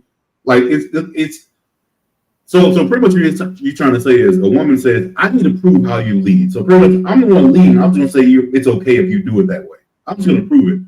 Like even in real life, if you ever go to like any sort of job or anything, and they got teams, you ask any fucking workers there who you think is the best manager. It's usually the cool one who don't give a fuck if you're late, who just let you slide with a whole bunch of shit and all that stuff like that. You always say that motherfucker knows how to lead, but the person who thinks a dickhead always got the best numbers. So like the whole shit is like way y'all think that being led is supposed to be fucking rainbows and whatever you think goes, and it's all supposed to be like cool. That's not how that shit goes. It's not supposed to be like fucking like boot camp, but I mean it's not supposed to be like some shit you don't disagree with, but you gotta understand the person that you have designed to lead, you have to just put it in their hands if it's gonna ever come down to that. So I don't think a lot of women they think it's supposed to be nice and you're supposed to agree with everything. So pretty much that's a good leader. No. I can tell from my experience, no. Men show you quickly how they're going to. If you can't communicate, you can't lead. Period. Well, a lot of us don't speak women language. It's not about speaking women language either. And you do need to find someone that knows how to understand your language. I always say I'm not going to be in a relationship where I have to explain my language to someone. So find somebody that you can speak the same language with. And if you can't, then you shouldn't be with them. But there are people obviously you date, right? So it's not like it needs to be rainbows and sunshine all the time. That's not a relationship. But I need to know that that you're going to have my back and I'm going to have yours. And like it's not gonna be weird. Like I always talk about, like, I'll never let a man lead me into the pits of hell, because most will. Because most men don't know how to lead. They talk about a lot of things, but they don't really know what that means either. You're saying that women don't, but men also don't. Can Sure. Can you quantify that most men don't know how to lead? I won't say most, but I will say that a lot of them struggle. Absolutely. Well, the reason why I asked that, because we, just like he said, I hear that a lot, but I'm saying, like, how can we quantify if most men do not know how to lead? If you're not dating most men or have experienced most men, you just only experienced the men that you didn't work out with. So I say that to when a lot of women say that, I think the whole leadership thing is subjective to each woman, right? Because leadership look different in different houses, but at the same time, we can't quantify that most men don't know how to lead. It's just certain things that, like, for example, some women never saw leadership in their life, so they really don't even know what leadership looks like. And a lot of times in today's society, any boundary or any rule that is set or any expectations from a man is frowned upon. And then what tends to happen is we're doing stuff that I don't like. So, for example, your dad had your best interest, and he told you not to do a lot of things, right? Because he had your best interest at heart.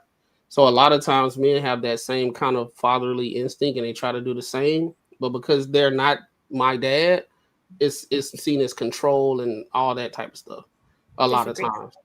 Well, I think too that just But depends at on the your same, relationship. So I get it. but like I said, it's subjective. So when I hear the rhetoric when a lot of women say most men do not know how to lead, that's a falsehood. It's a fallacy because you can't even quantify if most men do not know how to lead if you haven't actually experienced most men. You only experience the men that you was able to date. Right. And if it's a collective group of women that are saying that for the men that they've dated and the women that the men that they've dated, so you're going to go person by person. And if collectively, as a whole, women are saying that about all the men that they dated per slot, why would we not come to the conclusion from what we've experienced and as a collective, a lot of men don't know how to lead. Because I got it, bro. I got it. Because the reason why is everybody date as when they get going through this thing called life, and you find that one person you actually get with, you actually marry or whatever. Like most of us actually have been in relationships, situationships, or whatever. If I was to run around here and say most women don't know how to be wives, and I got one wife right now, right? I know there's a lot of women that could be wives. They just haven't got to that point yet. They haven't found a person. But in life, a lot of us go through this thing called life, and we just don't pair well with others just by expectation of what our household want to be. Just because we don't mesh well doesn't mean that that guy is not capable of being a leader, because I know there's a lot of women that have dated guys that are now married, and that woman is happy and like the way he leads. So that's the reason I'm saying, like, it's kind of hard to be like, well, most of y'all don't know how to lead. I think it's like this boogeyman complex, and like a lot of women like to say this, but if we actually look at the situation, you're not going to marry every single person that you actually get with. So therefore, I wouldn't expect them to be a husband for you and lead you. It's up that guy that you actually, like you said, connect with. I think that men can also be leaders while you're dating, just because it doesn't mean that the only person that you marry is the only one who knows how to lead. I don't think that. I've had healthy relationships and they did know how to lead. It just didn't work out. I've also had shitty ones and they didn't know how to lead, and those didn't work out. So I'm not saying that either, but as a collective, a lot, we can agree that a lot of men struggle with communication. Not all. And if you want to put yourself in the box, whatever, but not all men. But there are a lot of men out here that do not know how to communicate. Hey, actually, check this out. What if it was like this? Just say if it was majority of overweight dudes would always say, like, all of them, like 99% would say, this woman broke up with me, and most of the ones you're talking about were like slender girls. And they're like, all these women, these ones that I go for, they always break up with me because I make too much money. Just say that. And you'd be like, okay, you may have thought that's why they broke up with you, but that's probably not the reason. It's probably because you're overweight. That's probably not what they're looking for. So I'm saying you see that may be a bad analogy, but you see a lot of girls are using the same kind of group that say that. They're really independent women that always say men don't know how to lead. And when I say independent, I think that's what I'm talking about. It's either my way or the highway type shit. Like, I know exactly what I'm doing, and I don't need nobody else to even interrupt. Those kind of chicks are usually the ones that say men don't know how to lead. You never really see like real soft-spoken chicks talking about, I'm having a problem dating dudes because they don't know how to lead. You never really see that a lot. Interesting. So because if you're soft-spoken, then you feel that they find more men that know how to lead if you're soft-spoken. Is that all you heard? I'm saying that's one trait of a feminine woman. Very soft-spoken. Don't talk over people and do shit like that. So you don't really see people like women like that you know are feminine coming out and saying that men don't know how to lead. You never really see that very much. I'm just saying that's one trait of a feminine woman. Mm-hmm. There's way more traits to it. You know what it is. You know exactly what kind of girl I'm talking. So don't think a lot of times you gotta look at a group of people who are saying it and then go out by that. They just don't know how it is. And just how you feel like a certain group of women. I think that so then we're on like the same page about how we feel about it. A certain group of women, you feel don't say it. Yeah. I feel a certain particular man doesn't know how to communicate. So also, I agree. I don't think leadership is only predicated on communication, though. I do agree with that as well. There are plenty of other factors. Yeah. A lot of guys don't want to lead. They're just trying to smash. And I think a lot of times when women get into these situations, their expectation for him to lead in there, and like they just want to smash. They make it seem like he tried to be a leader, but he only just wanted to smash. Now, I would say if you were in a relationship and it was serious and he wasn't trying to smash and he was actually trying to be there and be that leader of quality and all that stuff, I think most women wouldn't say if they had that type of relationship. A lot of them say it just didn't work out. We just had differences on some things or blah, blah, blah. And it just wasn't something I was looking for. We wasn't compatible and they just move on. I don't think most women would deem him as not suitable of a leader. Maybe not for you. Just like you said before, you said find somebody that you can communicate with. You don't want to deal with somebody that can't communicate with your snap. Right. Stop. But that same person that can't communicate with you based off who you are and your worldview, it might be with somebody else. Absolutely. So that's why I say this whole thing, most men do not know how to be leaders. I do not believe that is to be the case. Sure. Because I don't believe it's the case because a lot of times a lot of women base situationships as the merit of or the rubric of him trying to lead. Where both parties wasn't really being serious until somebody fell for one or the other and it just didn't work out. That stems also from communication. But absolutely. I'm not basing it off of that. If we're talking personally, I don't think a situationship I'm looking to somebody as to lead at all.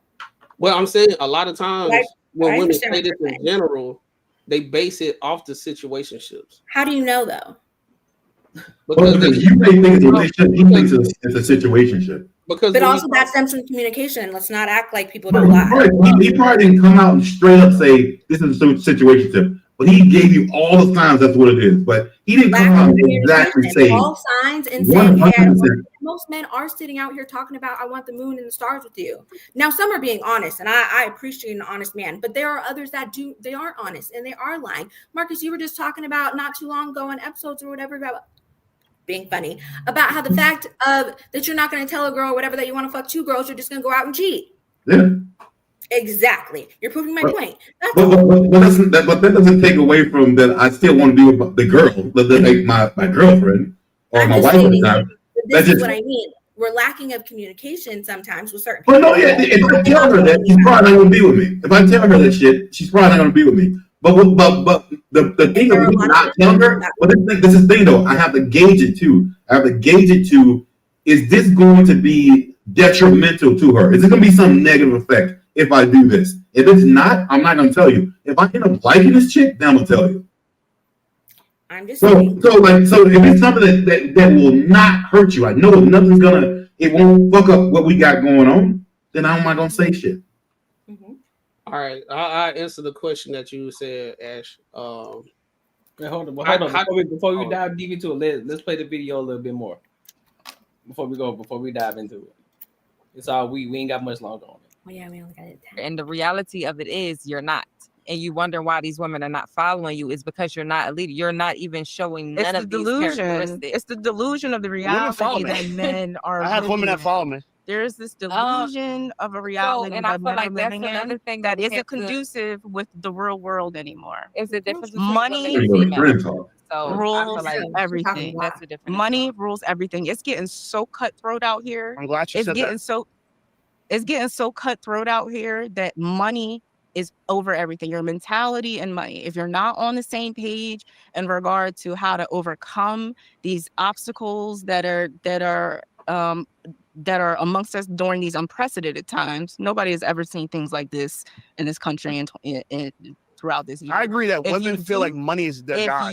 Money is their god. They worship money. And this is the problem. Because money gets you out of fuck niggas like this. You don't have to deal. You don't have to deal. You have the choice to live in your own truth, be in your own energy, and do the things that you want to do until you die without ever having to deal with the counterparts. Right. Like Do with you believe that the men of value, that these top 9? What men of value? Nobody cares about those men. Men don't. It doesn't matter. Bad bitches don't put men. You're not a bad bitch. You're not a bad bitch. Calm down. But do you believe the men that make more than enough? You're a coward. You're a coward. I know gangsters. No, listen. I want you to understand something because I told you this before. I know gangsters. What does that mean? And I'm looking you in your eye right now. You're not. I'm not a gangster. Thorough nigga, no. I'm And not a you're gangster. not a gangster. You're also a coward. Why are you and upset? you don't Why are like you upset? women because I don't. Women. Because no, I you love don't. black women, And you're dark-skinned so women. insecure. I love dark-skinned black women. You're inadequate. I love dark-skinned black women. Extremely But I don't like inadequate. masculine women. I'm not masculine. I like I'm telling you the dark-skinned black truth. women. You're a child. You're a child. Okay. You're a child. You're allowed to say that. You're a child. The point I'm trying to make You're is, a child. where's the 9 men that make $90,000 You're a child. that want to date this? I have Who wants this in their household? Who wants to come home to this? Whatever. Who wants to come home to this? Thank you. All right, wait. Thank All right, you. okay, time out. Who wants to come home to this? How about we get back? Let's get back on topic. I don't want to take And it's not just black. I I think beautiful women. I think black women are objectively the most beautiful women on the planet. He's a pander. He knows what to say. He knows what he's doing a white tactic. He's doing a white boy tactic. Let me tell you something. How he's doing a white boy tactic. I'm about to get in my politics right now. Let me tell you how he's doing a white boy tactic, right? Because he's telling you he loves all the superficial things about black women, right? But he doesn't understand, like when black women. What did Malcolm X say? The black woman is the most disrespected and unprotected woman in this country, Yes, right? And when we internalize that and we do that like that and whatever, a real nigga would have compassion about how black women represent themselves in the tight game that they run, right? A fuck nigga from the Caribbeans will ostracize you, will ostracise you and make you feel like, oh, you're angry, you're this, you're that. No, I'm not that. I'm probably telling you something. And before you air this out, you're gonna, because I didn't know that I was gonna be in the presence of someone like this. I don't like these fucking type of niggas. I told you that. I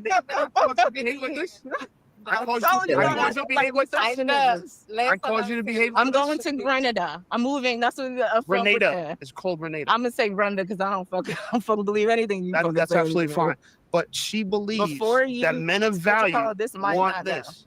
She believes men of value want this. Nigga, look. First of all, you smell funny, right? I smell funny. You smell funny, and the nigga that I fucking fuck with, you can never touch. Even the fucking white. What is in that cup? Ass nigga, are you fucking serious? Get the fuck out of here! Get the fuck out of here!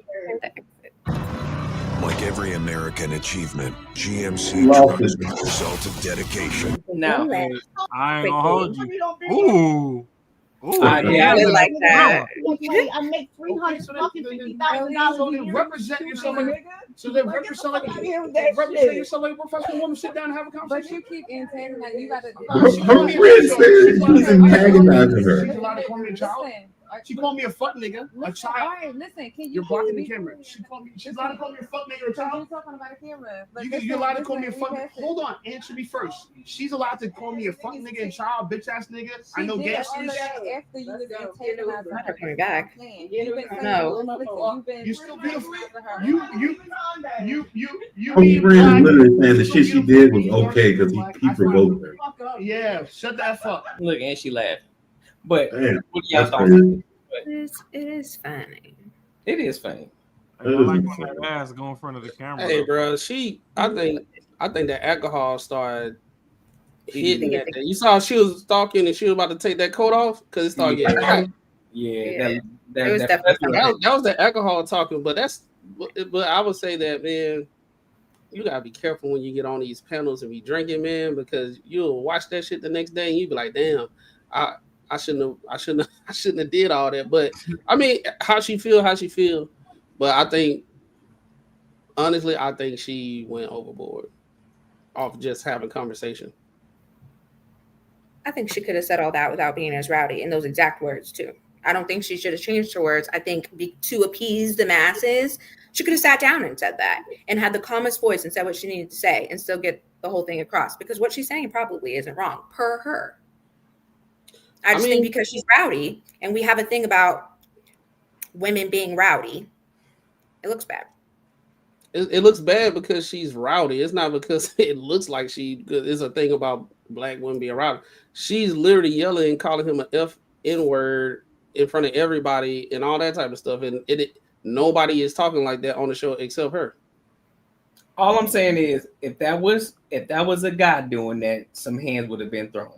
Oh yeah, it would have been got up there. So that's in that aspect right there, she's being very masculine. And these are the things that, I'm sorry, but this is the things that a lot of men talk about when it comes to black women. And again, it's not all these black women, because we already know that.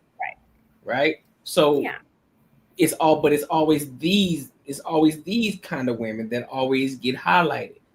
And we always see shit, right? And so when we do see it, we gotta react to it and we gotta hold that shit accountable. Absolutely. Like Shorty, I get it. You feel some type of way. Yeah, you may not like what he said. Cool. But not once did he come at you. Not once he come at you in an aggressive manner. He been sitting there chilling the whole time, hands up like this the entire time. You sitting up about to take your jacket off. Fuck nigga talking about who you know, what niggas you know, who from the hood about to flip the man head off and shit. Dog. Now, if this was a crash out nigga like old buddy, who old girl had the kids on, you know what I'm saying? That's the kind of shit that you find a nigga like that, he gonna bust you. He gonna give you a couple of them. So you gotta watch, and this is the thing, you gotta watch the type of people that you're around. This is the type of shit that we always talk about. Listen, I hear you. You got a smart mouth. You got an attitude. Cool, but understand, ain't nobody there to protect you. And you just talking reckless. You don't know what's gonna happen. Yeah. Honestly, I wouldn't have sat between both of them. Yeah, and she did say though that if she had known the type of man that she was sitting next to, she wouldn't want to come. It don't matter. She avoided it to avoid these situations. She should, and that's my thing is, she being from the military, she should already know to have that type of discernment and also have that control over herself. Because she talk about how much she's a vet, she should know how to control herself too, because they do teach that in the military, how to control yourself in situations. He didn't say anything that bad. But the thing about it is, you saying the type of guy he is, it's all about her assumptions. That's what I'm saying. For her, yeah, absolutely. Like, other people she has a preconceived notion of who he is. He showed her. Oh, he did throughout the clip, and that could be per her though. You know what I mean? He triggered some things that she's experienced before, and so she found out for her who exactly he is. And every time he spoke and said something, it just proved her more. I understand. I think that her flipping out as much as she did was crazy. A little bit, girl. You did a little too much. Hey, that drink of the cup was too much. It's insane. It's crazy. If I said something to a girl that I knew was gonna piss her off, bitch, you crazy as fuck. I know you crazy. And she gave me some sort of attitude. And at that point, now I'm assessing her and saying, I knew I shouldn't be hanging out with girls like this. Like, that's kind of how you do it. Like you're poking, and once he flips or does anything, now that's who he is. It doesn't matter what the fuck you said or how you brought it up. That doesn't even matter. Like, that's the craziest thing when you see conversations like this. And this dude has been calm the whole time. He was saying a general statement. May have not said some words that she wasn't like nice and pretty, and then now she gets reaction about it. She gets triggered, and then he kind of up a little bit more, and they get up and up and up, and now that's who he is. Now he's the fuck nigga and all this other shit. He was saying that though before it even got as rowdy. That's like saying, that's like us going to the club. Let me base it. We go to the club, okay? All of a sudden, we see a group start forming.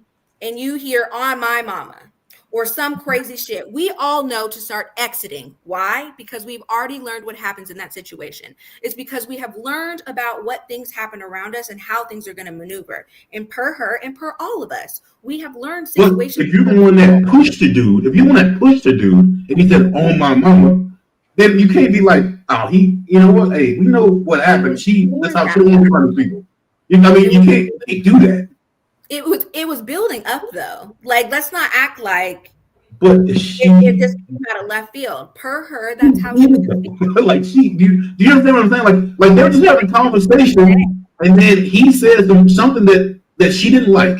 Just like if someone said, just something in general that black people got big ears or some shit like that.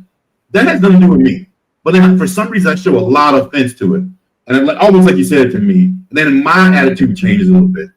So then it's like, all right, then so my attitude changes, then yours changes a little bit. So I kind of started, but the conversation I'm saying had nothing to do with you. You just took it. Right. So I mean, but you can't then judge that person and say, this is how I don't want to be around people like this. You need people who will just let you talk all the shit you want to talk and then just not say nothing. But that's not that we all know that's not what she was saying. Hey Ash, let me ask you this. If you were saying some stuff and I didn't like and I took it personal, am I justified to talk to you and call you a B word? No, and I'm not justifying her actions. No. I'm not saying that. I'm just asking. Like, if you said something that made me feel some type of way, do I have the go ahead to disrespect you? Everyone per me. Yeah, everybody can do what they want. That's what I'm trying to say. Everybody's gonna feel the way they want. If you wanted to call me a bitch, you were going to call me one, right? But if you didn't have to, you're not going to. If you don't want to, you're not going to. That's exactly how the other guy was. We can handle it in 72 different ways. I'm not justifying her actions. What I am saying is people are going to handle it how they want. She was triggered. She acted upon it. The drink was definitely glowing. She was doing a little too much.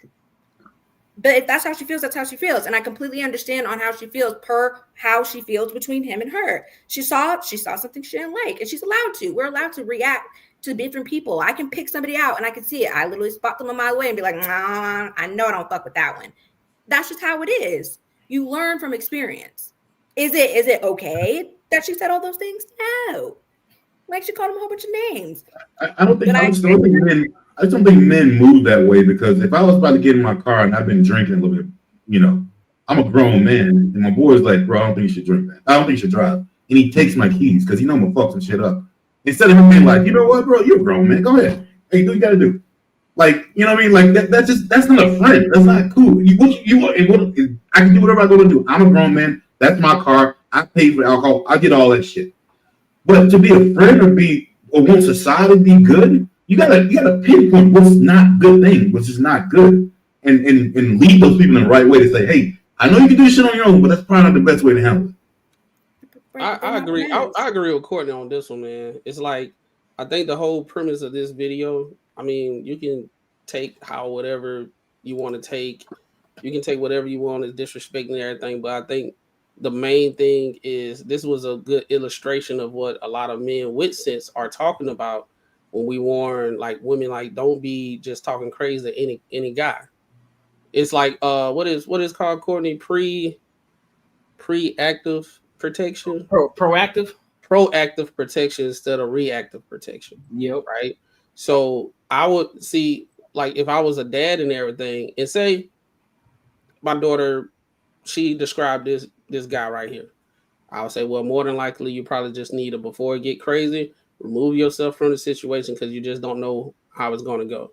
If she do the opposite and flip his hat because she don't like the words that he said, then he choose to go upside her head and all that stuff. I ain't gonna say it's justified. I don't condone hitting women and everything, but I think these are one of the things that men are trying to communicate with women. Like, just because you feel something, this, that, and the third, don't mean you can just display that and get all in the dude's face and hit his hat and all that stuff. And how we see how this is.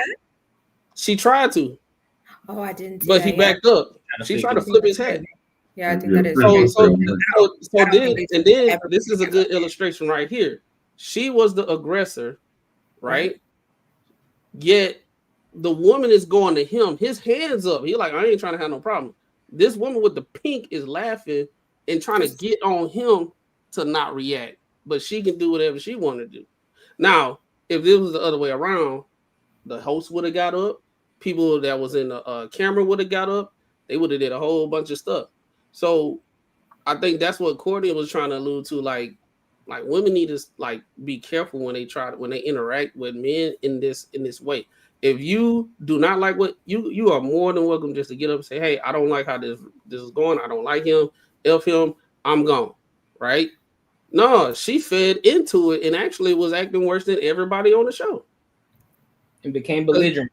Cause she like her homeboy Paul or Jack or whatever she had in that damn cup. Yeah, that cup was definitely doing something to her blood. Because when she first started, she probably was tilted, but I didn't hear a lot of slurring and all that type of stuff. Right. But when it got to right here, you can tell she was feeling herself. Right.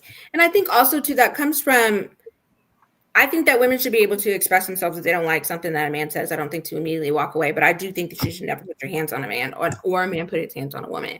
But I also think like there are situational awareness when like he also knows not to like hit her. Now other men, there are men that will, but like that it would be unnecessary just because she called you a whole bunch of bitches and hoes doesn't mean you need to throw hands. Like there needs to be that level as well. Like I don't think women should just shut up and not say anything, but I also don't think men should just be putting their hands on women. Unless they're being touched. I don't condone violence. I think her touching him is crazy. And somebody made a good point. They just said at the end of the day, instead of trying to attack the person, just attack the points, attack the facts. Well, if they said some shit, instead of going at him, like, oh well, you a tuber. I know niggas like you. You don't know me, bro. So attack the point that I made. Attack the argument. Why you coming at me for? Because you don't know me from a can of paint. I don't know you from a can of paint, but you really displaying some shit right now that I've seen before, and I can pinpoint the shit that you're doing right now, and I can tell you who you are just based off of how you react. And yeah, and it goes both ways. But again, she's showing more of herself than he's showing himself. He's just talking the points, and he's just having a debate. So he's being a little bit more still in what he's talking about, and she's being the one that's a little bit more aggressive. So in that, just attack the points. That's it. You get triggered by it, cool. That's on you. That's your problem. But they ain't my problem. Attack the points, and then if you can't attack the points, just shut the fuck up. And I wouldn't sit by nobody that got black gloves on inside. Facts. Like for real. That's getting a little weird as well. It's getting weird, but I mean, again, he hasn't posed a threat to anybody. He just talking. Yeah. Well, I don't think. I mean, her flicking his hat is definitely a threat. But outside of that, I don't think any of that was. What you mean? Her doing this, her sitting up, doing this. Oh, that part, yeah. Well, when she started to get up and moving, absolutely, as in like she's.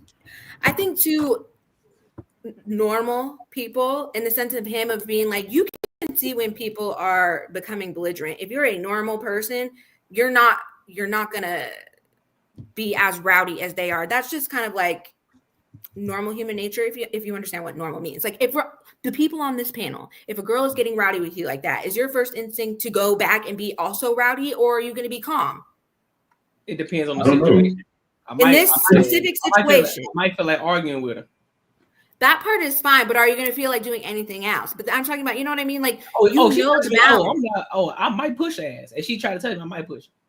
That part is fine because you put your hands on you, but that's what I mean. Like, you're not immediately going to start swinging. Like, that's just what I mean by normal. Like, we all have some self-awareness of just like, I don't think he was either. No, I'm just saying that there's some self-aware. I think most men don't. I think in general, most men would do what he's doing. There's a small amount of men that would go back and forth and do that. Right. But I think most men, and I've seen the time and time again, most men would do what he's doing. Yeah. But the thing I think what Courtney is alluding to is we don't live in an absolute world. So we can't say just because most would do it, you might get the right one that day that ain't got no sense.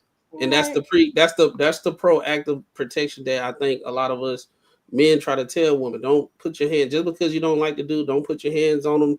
Don't get up because if he was a guy, right? If she was a guy, the way she raised up and started doing this and all that stuff, he would have raised up and he was like, "What you trying to do?" Facts. That'll be the first question. What type of time you got going on? What you trying to do? What you want? But we literally honestly seen that because that's what happened on that Joe Budden podcast when we covered. Guy sitting in the chair. Yeah, Buddy stood up and then she was getting escalated, and the shorty that was in the room was like, hey. And then Joe was like, hey, don't do that shit on this floor or whatever. Like, y'all better take that shit way outside the building if y'all gonna do that. Yeah. But once you raise up, it's like, all right, well, shit, what's really up? Right. And that's where like the whole masculine shit come into the perspective, so to speak. Which is where I say women are the ones that are toxic masculine. Because as a man, whatever the fuck I gotta do to protect what I gotta do to protect what I got. But women with a clitoris and not a dick, y'all trying to be diet man, Y'all ain't got what we got. Y'all Right. ain't So got you already know that it's not that. y'all got yeah, but the thing is, for some reason, some women think that because they can act emboldened to do some shit that is just supposed to be fucking tolerated. And it's like, no. Because like another thing that I wanted to get at too, I mean, this is probably at the end of the clip, they probably finna fight or something. So my thing is, when Shorty was like, oh, well, you can't, I don't respect nobody that don't know how to lead. First of all, no disrespect to women, but toxic hood nigga gonna jump off the porch. Bitch, who the fuck are you to tell me that I don't know how to lead? Just because my leadership style don't match what the fuck you fucking was daydreaming about don't mean I don't know how to lead. Did you sit back long enough to realize what the fuck I got going on? Or just because the first 2 fucking bullet points ain't fit your fucking schematics, you just think that, oh, I don't know how to lead, so I'm not gonna listen at all. Let me run down the first 10 bullet points, and then you could come back and be like, hey, 6 out of 10, which is over a 50% clip, don't really add up. So this is why I'm acting the way I'm acting towards you. Nah, motherfuckers get 2 bullet points in out of 10 and be like, oh, you don't know how. First of all, bitch, you not seeing the bigger picture. You in your emotions right now. Zoom out. Exactly. Yeah. Because it's not working fast enough, then you disqualified. I need it right now. There are certain I'm not things on your timeline. Like that zoom will out. immediately disqualify you. There are others that are. I think all people have like immediate standards, like the things like that you're not going to move on. Foundational standards of just like these things I'm not budging on, and other things I'll compromise on. And so for him or for her, he probably hit some of the ones that she's like, no, I wouldn't budge on. So for her, he can't. But for probably the people that he's dating, I'm sure that they don't mind. He said the same thing about. He said like shit. I wouldn't be checking for you either. Right. They definitely just don't speak the same language for sure. But So here goes the thing, They wasn't trying to date each other though. I can understand. Like, I mean, every time he talked, he only got like 5 words in, so she don't even know who he is, all his points for real. She heard keywords and just went the fuck off. So, 3 words is all you need. See, that's what Rob was talking about. That's what Rob talking about. He said the first 2 bullet points, it is over with. That's like you say 3 those words. are foundational things. If he faltered on foundation, you're not gonna float everybody's boat, and that's okay. But you got to give him time. You got to give him time though. Because one of the things.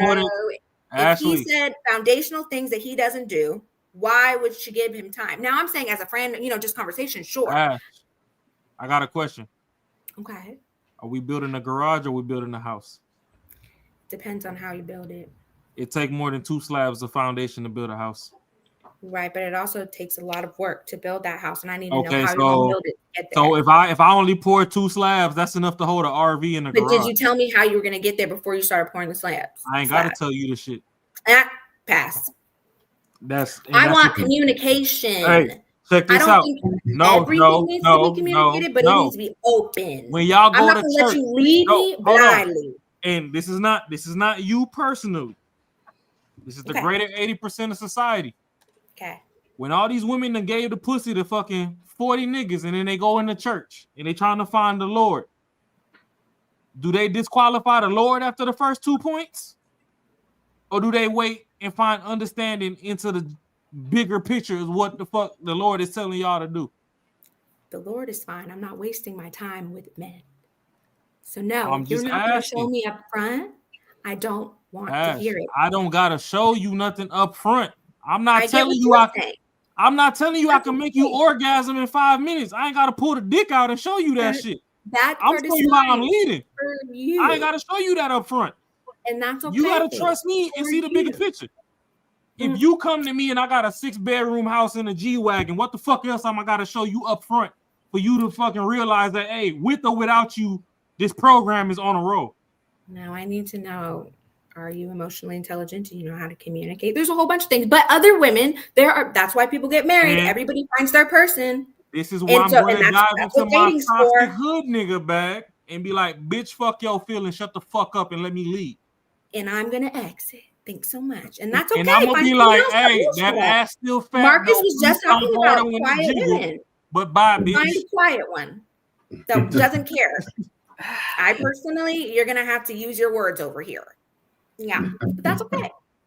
So here go the thing though. So now when we be like, oh, we gotta train our bitch, y'all got a problem with training.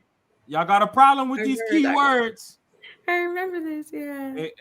Exactly. I ain't trying to hit your triggers, but I'm just gonna bring it full circle. It's fine. I'm not triggered by that anymore. We already talked about it. And I love you for that.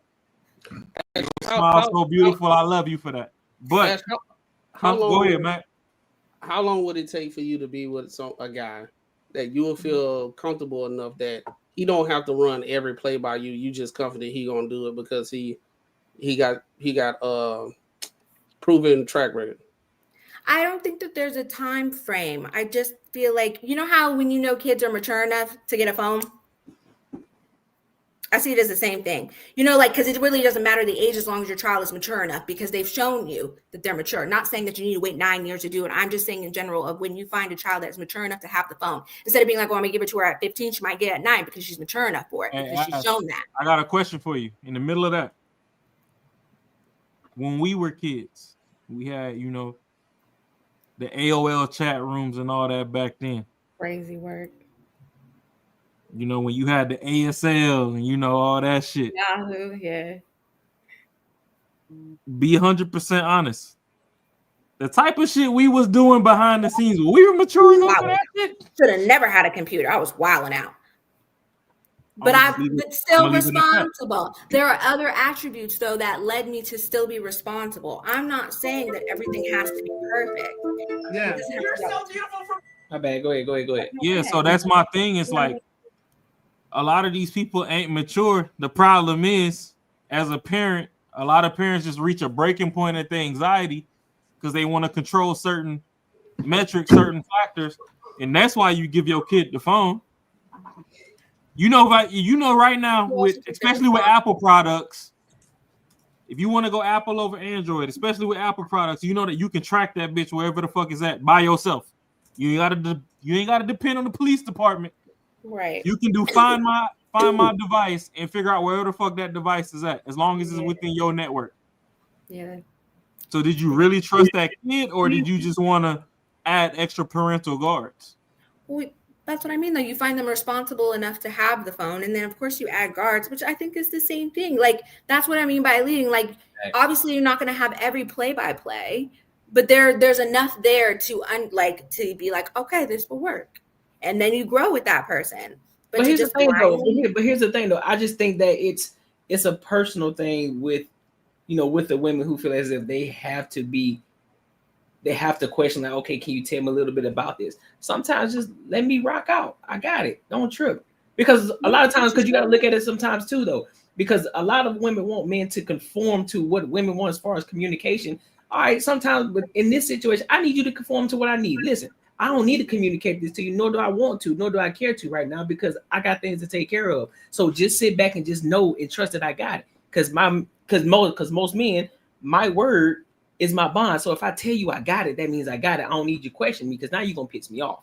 Absolutely. I think yeah, in some cases I do agree with you. Yeah, communication is key, but a lot of times I don't need to be questioned about everything. It's like, all right, if I say this, just rock with it and just roll with it.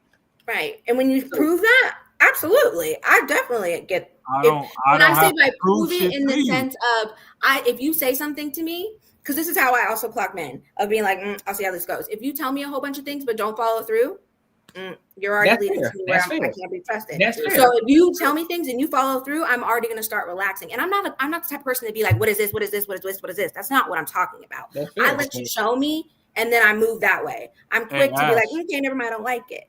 Ash, I got a question for you. Saying that if it's me and you, we're on a date, I gotta prove shit to you, right? It's not. You don't have to prove anything to me. I'm just saying though, if I gotta prove stuff to you, are you patient enough to zoom out to see what's going on? If I tell you I'm gonna be somewhere at 9 p.m. on Friday, But I got one of them jobs to where I'm actually the leader at my job. So you ain't qualified me to be your leader yet. But at my job, I got 20, 30, 40 niggas under me. Sure. And some shit went haywire, and I couldn't leave my job to come go on a date with you that I planned. Yes. Are you magically gonna hold me accountable, being like, oh, well, I can't trust this nigga. He couldn't even show up at 9 p.m. on Friday to take me to chill. What did you do? Did you tell her that you couldn't make it? Whether I could tell her or not, it don't matter. So I have to do my job because I get what you're saying. Right. But I'm just letting you know, if you had like in the middle of all that craziness or whatever, you had just quickly texted and said like, hey, I can't make it tonight. And then we talk about it later. Cool. I'm good. But if we lead up to 9 o'clock and you don't say anything to me, it's now 9:30, 10 o'clock, 11 o'clock. And then you hit me up talking about I got hung up at work. Oh, I knew you took a piss or a shit in that period of time. You chose still not to speak to me. Okay. I'm good. I'm good off that. At the same time, it takes 2 seconds to be like, can't make it. I'll talk to you later about it. Boom. But with you having insider knowledge, not every job allows you to have your phone on the floor. That My phone has fine. to be in the locker for the entirety of my shift. Are you patient enough to wait till 11:45 when I get off to be like, hey, I know I let you down today, but something came up at work. I had to lead my team through it. Like, I know there was no communication from 9 to 11:45. You pissed smooth the fuck off at me right now. Right. But please, I'm going to call you in the morning and I'm going to let you know what the fuck went on. Just answer your phone. That part is fine as long as before it was set a precedent if I have to leave my phone in the locker and I can't speak. Yeah, but if I am already aware of that, sure. The first time, you get a first strike with me. The first time, sure. Absolutely. But a second strike after we already communicated about it and now we both have expectations of what's being said. But here and then something else happens. Not the same thing, but something else you're already showing me that it's just not going to work for me. Because yeah, but I told you that I showed up for you as a protector and a provider, right? Immediately? No, I'm just saying, as a man, the base model of a man is to protect and provide, right? And you've already shown me that. So I ain't got to show you shit. Well, you just showed me that. That's what you said. You said I showed you that protect. But right now, you still trying to quantify. Me showing you is way on bullet point 5. You trying to disqualify me on bullet point 2. It depends on how you get to there. And that's bullshit is what I'm driving at. I give 2 strikes and then you're out. It is what it is. But that's okay because everybody has their own lane. You know what I mean? That just means you weren't meant for me. I wasn't meant for you. And now you can go and find who was meant for you. There's nothing wrong with that. How do you know that we weren't meant for each other if you because quit? You were already moving funny quickly. No, I'm not moving funny. You quit before you even got to the game. I'm not about to waste my time. I've already. You're not wasting your time. You're living in delusion. Many times. You're not wasting your time. You're living in delusion. One thing I know is you're not going to convince her to let it go. You're so comfortable living. You're not going to convince her to let it go. The problem with women nowadays is, okay, I'm going to take it off for you. The problem with a lot of women nowadays, just like this woman over here. Oh, I'm a vet. Whoop-de. Okay, bitch, fuck you, Courtney a vet. What happened? We done level the playing field. What happened? Right. Y'all so stuck playing in fight mode that y'all can't wait to take flight. I can't speak for other women on that one. For her, she just got out of her relationship, so she's still hurt. She's healing. So for her, I get it. When she was on and off, so it wasn't that serious. Okay, so if you got out of a relationship with a 5-incher, I would not say anything is hurt about that lady. Hey, on some comedic I don't believe shit she said though. If she got on some comedic shit, just to add some comedic relief. If she got out of a relationship with a 5-incher and she run into a 9-incher, she gonna get hurt again regardless. Just on some dumb shit. But no. Experience. I'm just trying to lighten the mood. But you want to know what the interesting thing is? Go ahead, man. You know what the interesting thing is that I think a lot of women don't appreciate from men in general. I ain't talking about ain't shit, man. I'm just saying average men, good men. You know, men ain't shit, whatever. I think a lot of times y'all don't really understand how much men are going through this thing called life, and we figuring it out, and we just trying to do the best we can do. Right. Sometimes we don't have everything step by step what we're gonna do. We just know we're gonna get it done. We're gonna figure it out. and we're gonna go through that tough patch, and whatever happens, we're gonna go through it, and we're gonna figure it out. I think sometimes I think a lot of women, they look at that, oh, he don't know what he's doing, so I'm questioning him. What we gonna do? Blah blah blah blah blah. You be like, look, I got it. Don't worry about it. Oh, I'm unsure. I'm gone. Right? But there's no handbook about like how to. There's things that you can learn from your dad and all that type of stuff, and you can have like certain instincts and stuff. But when you're going through life, you buying your car, you got your house, you done lost your job, you got to make something out of nothing and everything of that nature. I don't think a lot of women, not saying you, I'm just saying in general, when these conversations come up, I don't think they really understand what men actually go through when we don't know the actual steps, but we just know we have to get to this point and we figure it out. I think I do understand what you're saying, and I agree that, we're both having different experiences. So absolutely. But I do think as a woman that a lot of women do stay for that to find. A lot of women stay in relationships for a long period of time, watching to see what happens with their person because they want to build with their person. I think once we hit a certain age, and that's kind of where I'm personally sitting, once you hit a certain age, you don't want to do the shooting in the gym with you anymore. We want a plan. Once you hit a particular age, I need you to have a plan. You're not about to be over here 35 and up telling me that you still don't know what you want to do. Personally, other people can, and that's totally okay. Personally, for me, I need a little bit of a plan. I do. I need you to have one because I have one. And that's all I'm asking for is I need you to have what I have or more. I can agree. I can agree with the age situation. Like if you're 40 years old and you making like 30,000, you're like, yeah, I'm trying to figure it out. It's kind of like, damn, what you been doing, bro? But I'm saying on like the average stuff, like I say let's do the average income. Let's put 10 on top of that. So I think the average income is about 50. Let's just say 50. Yeah. Both the woman making 50, the man making 50. And I'm speaking of like things in that nature. We're past that, right? We're past that intro. We was 28, 24 years old and all that type of stuff. I'm talking about when we hit this new point of our life in this day and age. Let's say I'm 32 and it's the first time I ever lost my job. And they ain't give me no severance. And I got this woman with me and I was like paying majority of the bills. Yeah. There's a lot of women out there that will be like, oh, he on a time limit. If he don't get it together in 2 months, then I got to go. Right? Because a lot of women that will stay. But yeah. Yeah. So we understand the dating statistic. It takes like at least 6 months to find you another job. It don't happen. It usually take a whole month to go through 3 panels of interviews. You know what I'm saying? So I'm just speaking of like things. This is a new thing with him that he's trying to figure out because I didn't got laid off. I didn't got fired. But every time I didn't know what I was going to do next, it pushed me to get to where I am today.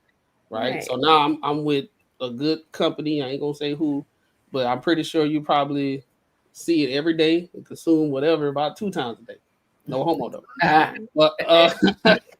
But this is the building block. What makes the men be the men that you see when they at the end of like when women say, "See, that's the type of man I want." It's him going through that thing, and then if you got a woman that now I understand there's some women they judgment is bad. Because there's a difference between potential and hope.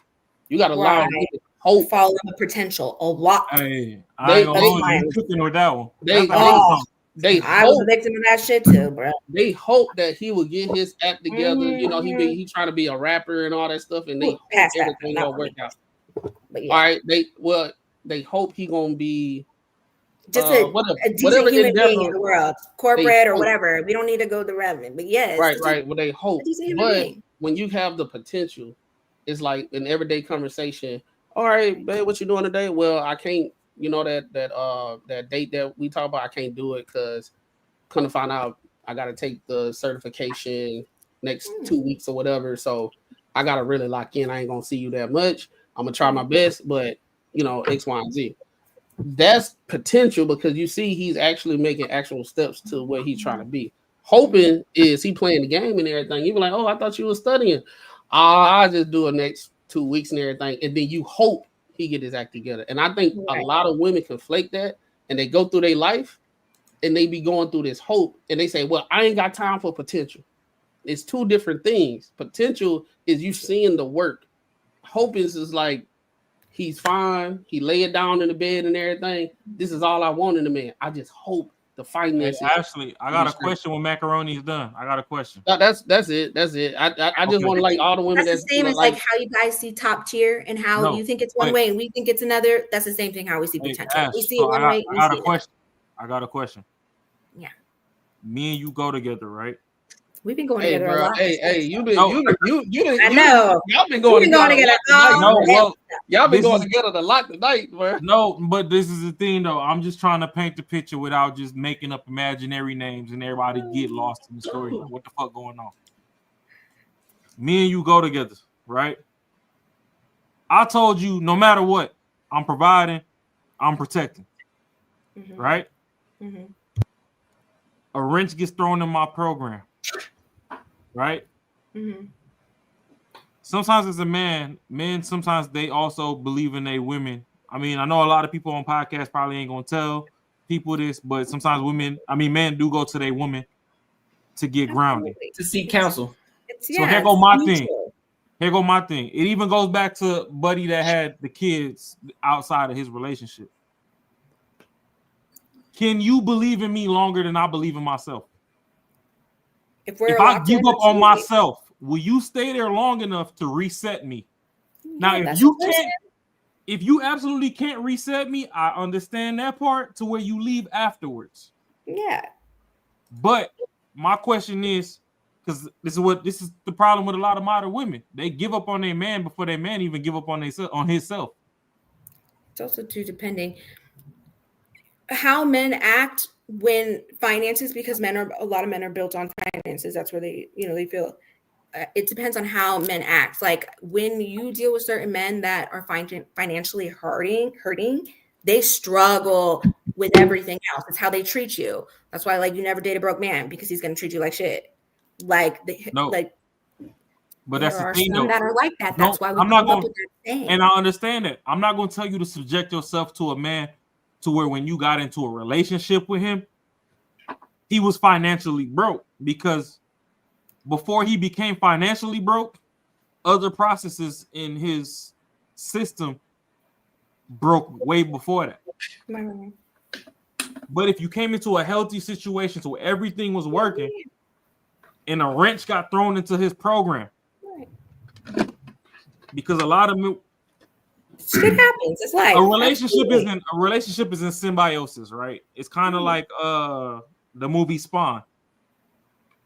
Dude was just a human, but the alien symbiote, when that motherfucker linked with him, ain't much anything on Earth minus loud noises that can stop him. Fact. You know what I mean? That's kind of like a relationship. You should be able to ignore the majority of the loud noises outside and find grounding within each other.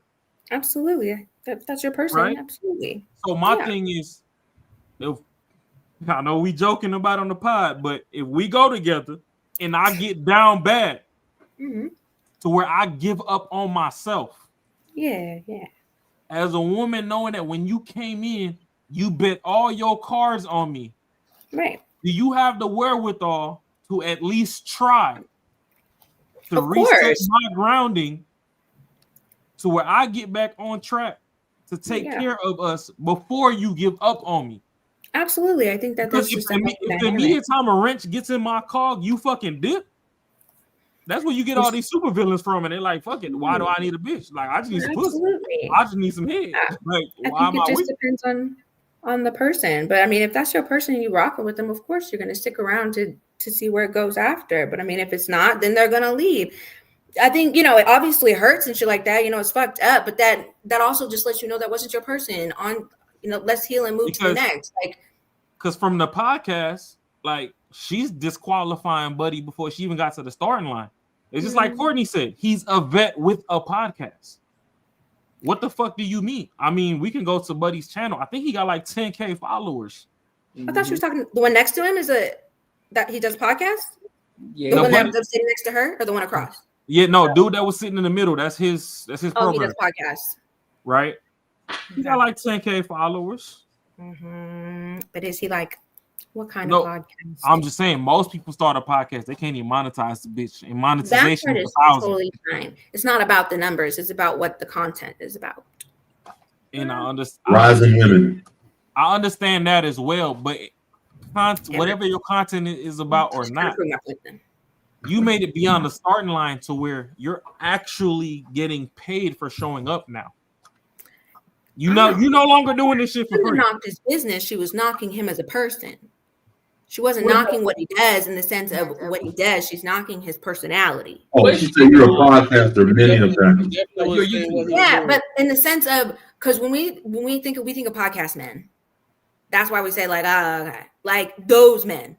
No. He said he got a YouTube channel. He didn't say he had a podcast. He said that's what I thought, but they're saying he's a podcaster. So then, I don't know if he's a podcaster. I just heard her say he a YouTuber. A YouTuber. There you go. Oh, okay. So he's not. YouTuber. He's gonna make money. But here go the thing, though, right? See, my thing that's really disrespectful. We don't go to a chick and walk up to her and be like, "Oh, you just an OnlyFans bitch."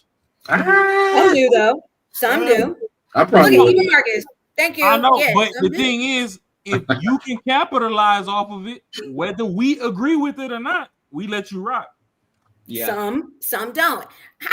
Let's back up, because there are a lot of people that dog women out for their past and their current all the time. That's literally how podcast men are made.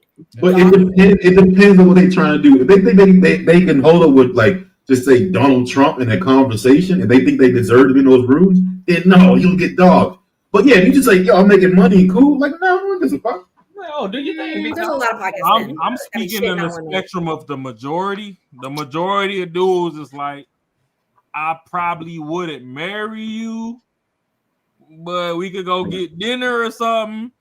But the reason I'm not gonna be in a relationship longer than 3 months with you is because you selling ass. So why are you even talking to her? Just to get some ass. He wild about taking him out the date. Well, the reason I'm talking to you right now is I seen the highlight reel and it was hitting, and I'm trying to review the tape in person. And that's valid if you're honest. I think people want F buddies. There's nothing wrong with that. Just be honest about it. I seen the highlight reel. I'm gonna take you some whole. We not finna go get 50 Flow Hibachi. I know the motherfucker that served the food at that hibachi spot. I'm taking you to that hole in the wall where they don't know me, they don't know you. Facts. I'm gonna see if the in real life experience was like the highlight reel. Duck off. But I can't take you nowhere where anybody know us. But I get it. No, but I'm direct. It's a dog eat dog world, so it is what it is. But you know.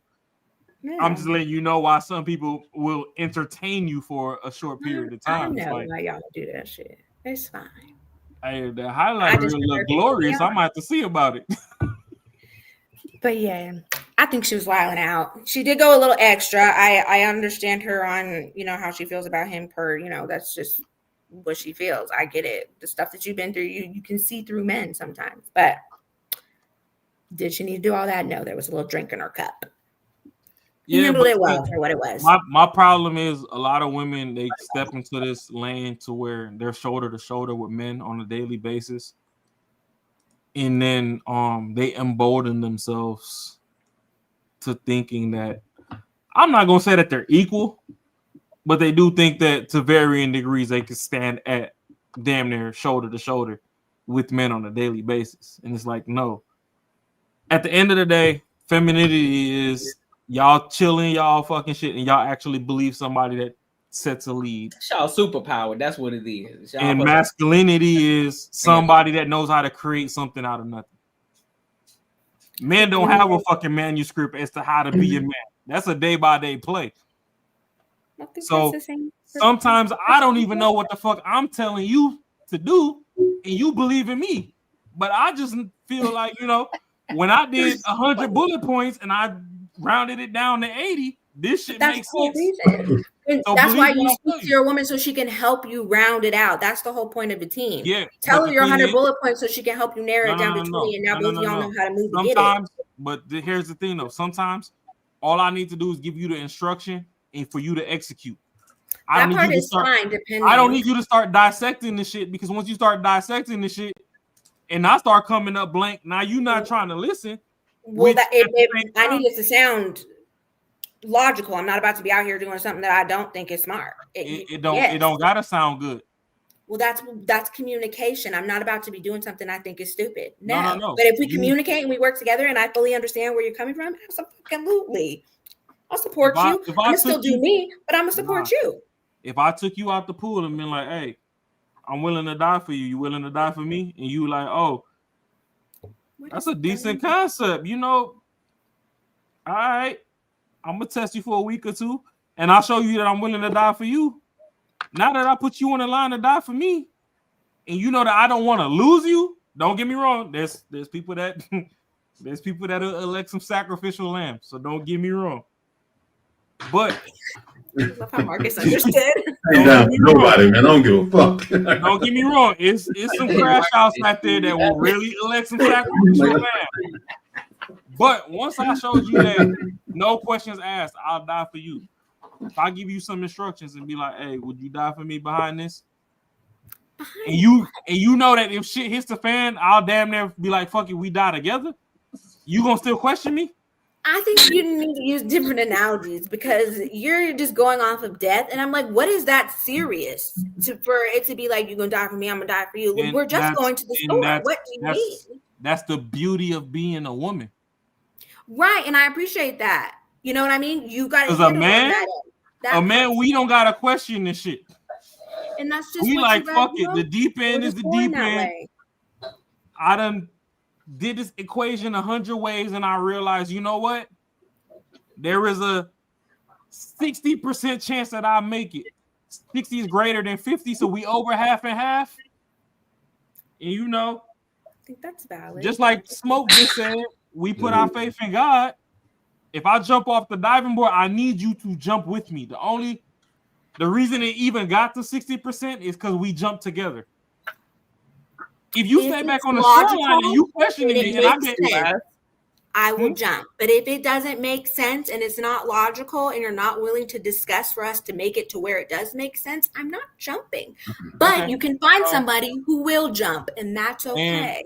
And honestly, now I see why there's piss in the dating pool. You can see that. I see it as in, because you think that I'm just going to blindly jump off nothing. That's why I think there's piss in the dating pool. So it's okay. Whatever it is you like. I'm gonna leave it at that, because the thing is, but if we've grown something, sure. But until we got up to the jump off the bridge moment, I done showed you 1,000,000 times that that's different. You know what I mean? You so show me if at some that's point where we're at, oh cool, I'll do it. Even in the Bible with the disciples, fucking whim, absolutely. If you've shown that is something that can work, absolutely. In the Bible, we want to spend 60 grand and we only got 80 grand in savings. Fuck yeah, do it. I'm here in the for Bible, right? Even in the Bible, there was 12 disciples. Jesus knew 1 out of the 12 was going to betray him. But he knew 11 out of the 12 were going to shut the fuck up and just do as told. We rocked out. That's why you got to find your person. So don't question me. Don't question me 12 times. Are you willing to rock with me 11 out of 12 times to get to a goal? Well, for me, why would you need to question you 12 times if you communicated the first time? I don't have to explain everything to you. Everything doesn't have to make sense. And we're just going to keep going back and forth on this, because we aren't meant to be together. And I agree. No, I agree. I agree with what Raw is saying. Like everything is not going to make sense all the time. So sometimes there's going to be points where, listen, I know where we're going, but I can't necessarily explain to you just yet how the fuck we gonna get there. But I know that's where we're going. So I need you to trust me. So in that aspect, you don't need to know everything. It's just that is fine, because we built that. Hey, but so it's like, I ain't gonna lie, the yak kicking in, so I might not be so like, you know, I might not be getting the point all the way across as I want to, but my thing is, okay, so like, you got Bill Gates. hey, you know what Raw's been drinking? He trying to focus. He like, all right, boom. Yeah, nah, Boom. Hey, no. So my thing is okay. So boom. So we got like Microsoft, for instance, right? Bill Gates built something off a figment of his imagination. If y'all keep asking the nigga what he talking about every day when he telling you just go do the shit, we would never have Microsoft where it's at. Just like right now, we're in the AI boom. When you got Elon Musk and all these motherfuckers telling you, hey, this is what your daily task is, go forward, it don't mean send 30,000 emails back and forth questioning shit. Just do what the fuck I told you. Then if it don't work out, we can regroup in the war room. But I'm the one with the idea. I'm the leader. You're the follower. I'm the one with the idea. I've already done 37,000 fucking processes of elimination, and I figured these 5 are probably the path of least resistance. Go out and follow this, and let's just see where we get to. If you keep questioning me on that, you fucking up off the rip. Yeah, that's different. Absolutely. Yeah, so that's my only thing. Is like once it's built, my thing is if I'm the one with the leadership plan, man goes to God, the woman goes to man, the children go to woman.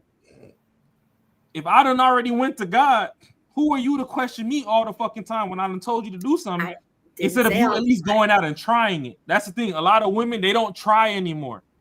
That's why I'm going in general. What is considered trying? What are you wanting them to do? Just because you was over there with Dirty Dick Demetrius and Big Bo's fucking Bo, don't mean that when you come to me, because your last 2 fucking attempts failed and you feel like this shit is slightly aligning with some dumb shit that you chose off some bad judgment, don't mean that you fucking question me. They never told you that they'd die for you. I said I would. So treat me different. They all say that. Yeah. You got to tell me something else that they don't say. So hold on, let's get to this question though. Cornelius asked Ashley, "What makes someone your person?" Personally, I think reciprocity. Oh, that's a communication. That's a good word right there. That's a He good jumped off Golden Gate Bridge. Let me see that Jack.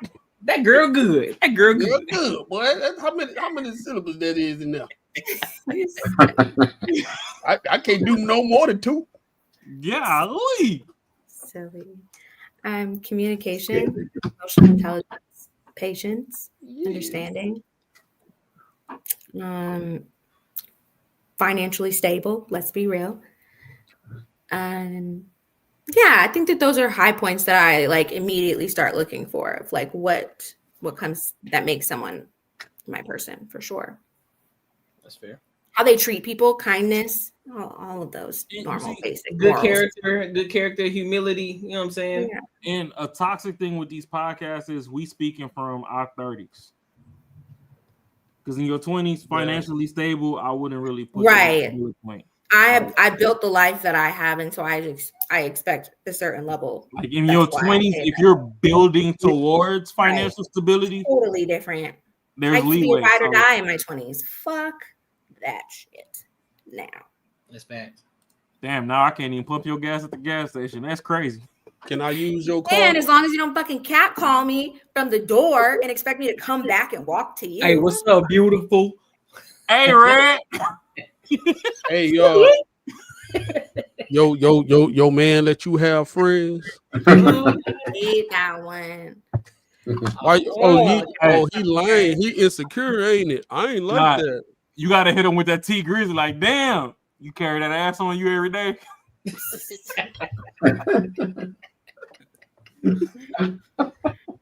Where my hug at? Where my hug at? I'm like, yo. You're giving me goosebumps. See, next thing you know, you see a pump of gas. Damn, goosebumps is wild. Not the PTSD on the pod. You see that sundress is over with. Well, yo, if I put 50 in the tank, you'll give me 10. Hey, Courtney. What's up? I ain't gonna hold you. That sundress with no panties on be hypnotizing sometimes. That's what y'all in sweats are the same way. We see in the same. Hey, gray sweatpants. Stop it. Hey. I'm gonna concede at the middle line of the battlegrounds because that's all cute. That's the cute. That's the cute. That's the cute. Hey, but Cornelius asked a question too, though. What's up?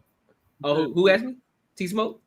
Nah, Cornelius. He said, once you deem them your person, how much are you willing to struggle to go through with that person? Is the point that when you quit cause that person is for you? If you broke, just say that. If you broke, just say that. I'm in tears. Dying. That's nasty work. Well, I'm not gonna be in a situation like that, but to be broke. But I think that I'm okay with if that's my person, I'm down. You know what I mean? Like you always have to find out like how that person reacts when they're angry, how that person reacts when someone dies, how that person reacts when they lose their job, things like that. So if that's my person, like I'm a rock with you. Like because even if the outside is loud, the inside is still us. And I'm good with that. We can make some shit shake. We can make it through. Because if it's not you, it's gonna be me. Like that's how I see a team. Okay, so I rock with that. I rock with that. So all money aside, I have one question for you. No broke boys. No. My nigga full of questions today. Hold on. So in a male-female relationship, right? Y'all locked in one-on-one. How much struggle does it take for you to endure to where you actually lock in and are willing to move forward with that person without you giving up and just like, you know what, I'm just over it. I'm not going through this with this person. Like, how much do they have to show on a woman's perspective? How much does the male have to show for you to go forward? Especially like, let's say in your 30s, because I can still tell probably in your 20s, you probably done moved past a couple heartbreaks. Oh, so that is into your 30s, I am the way I am now. Yeah, so like 30s and 40s. I've been through a lot. So how much are you willing to endure with your person to where you can work through it instead of just giving up at the first sign of some shit that you went through in your 20s and you like, oh no, fuck this, I'm gone. Right. I think that it depends on how good our foundation is, to be honest, because it all really depends on what the situation is. But I told you that word. Foundation. It depends on how much we built it. You know what I mean? If there's too much going on in the first 2 months, I'm good. Honestly, in the first month, I'm good off you.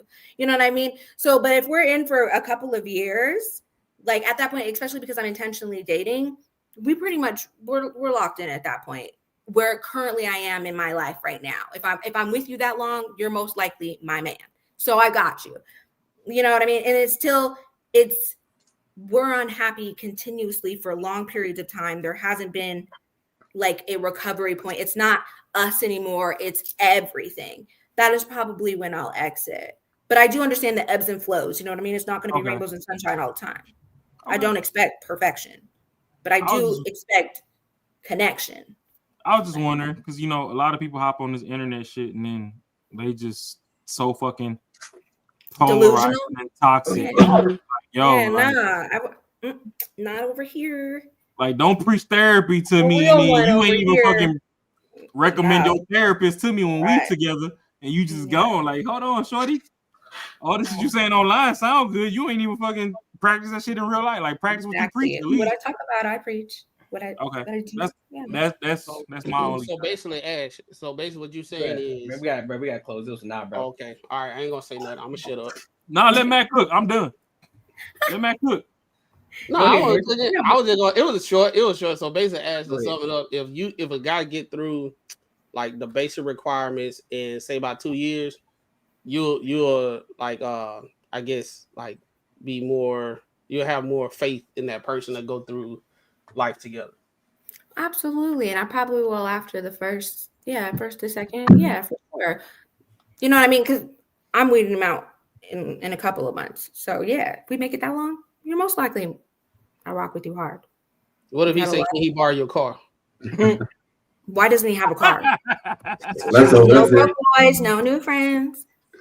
Now that's different. He got into a car accident. He need my car for the next day so he can go to the rental company. Absolutely. Let's be fucking real. But like, I'm not dating a man who doesn't have a car. Nah. But what if he actually he ain't got no credit card, so he got the ride. I'm not dating a man that doesn't have a credit card. And then he gonna pay you cash though.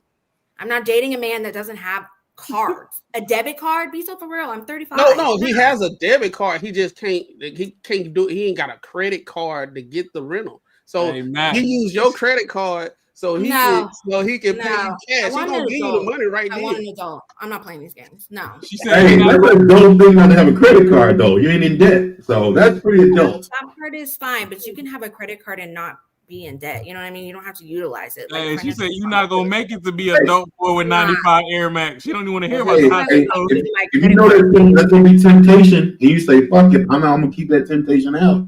I'm good. Hey, that could be it. No, thank you. I don't know, man. Hey, Courtney, can you bring up It Smokes question real quick? Yeah, that one right there. All right, after this, no more questions, y'all, because we gotta close it out. Yeah, we've been cooking. Can I ask the panel how many of you pray with your partners regularly? Well, I don't have a partner. I have a wife. We pray regularly. We probably do more than that though. I mean, we should do more. You always can do more, but we pretty much pray all the time. Facts. It's beautiful. All right, so for me, I do have a wife. I'm not going to necessarily call her a partner, but we pray together, you know, on a minimum 2 times at least. But even times where we don't get to pray together, I know that when I go to sleep at night, because she normally stays up a little bit longer than I do, she prays over me and us. So there's also that. Oh, Hercules. When I do have one, I personally don't call it praying, but if we go to that, yes, I do it for me and my partner. Oh, she like incense. That's often. I'm a manifester, so I just, I just merge it a little differently just because of how pray, manifest. Yeah, but yeah, my partner is usually always included when it goes to that. You got chakras too? Yeah. Jelly beans. The incense around the house. I got you, babe. I like the incense. Yeah, right? I'm big on Palo Santos and sage around here. Oh, I was just joking, but God, okay. Well, I know. I burn incense during the stream while you playing. Yeah. I got crystals on my house, around my house, the doors, the windowsills. I don't play around here. Evil eyes. Get that voodoo shit away from me. Per you. Other men don't mind. There go incense right there. Fire. I burn them bitches. All right, my good people. Well, tonight was phenomenal. We almost 4 hours in this bitch. That's a long time, bro. Yeah. That's a long time. But everybody was in here cooking though, so it happens like that from time to time. You feel me? So make sure you are here every Tuesday, 7:05 p.m. with the Banner and Barter Show. I will be going live tomorrow on Wednesday, 7:05 p.m. tomorrow. So y'all make sure y'all here as well. And if you haven't subscribed to the Banter and Barter Show on YouTube, go and do that now. Go and run those numbers up, all right? And if you excessively trolling in the trap on Wednesdays and Saturdays, I will time your ass smooth the fuck out. Just because I'm not talking in that bitch don't mean I don't exist. Facts. Watch yourself. Facts. And if you want to be heard, you better put a super chat in that bitch. That's all I'm gonna say. That's it. But other than that, man, until next time, my good people, I will holler. Peace.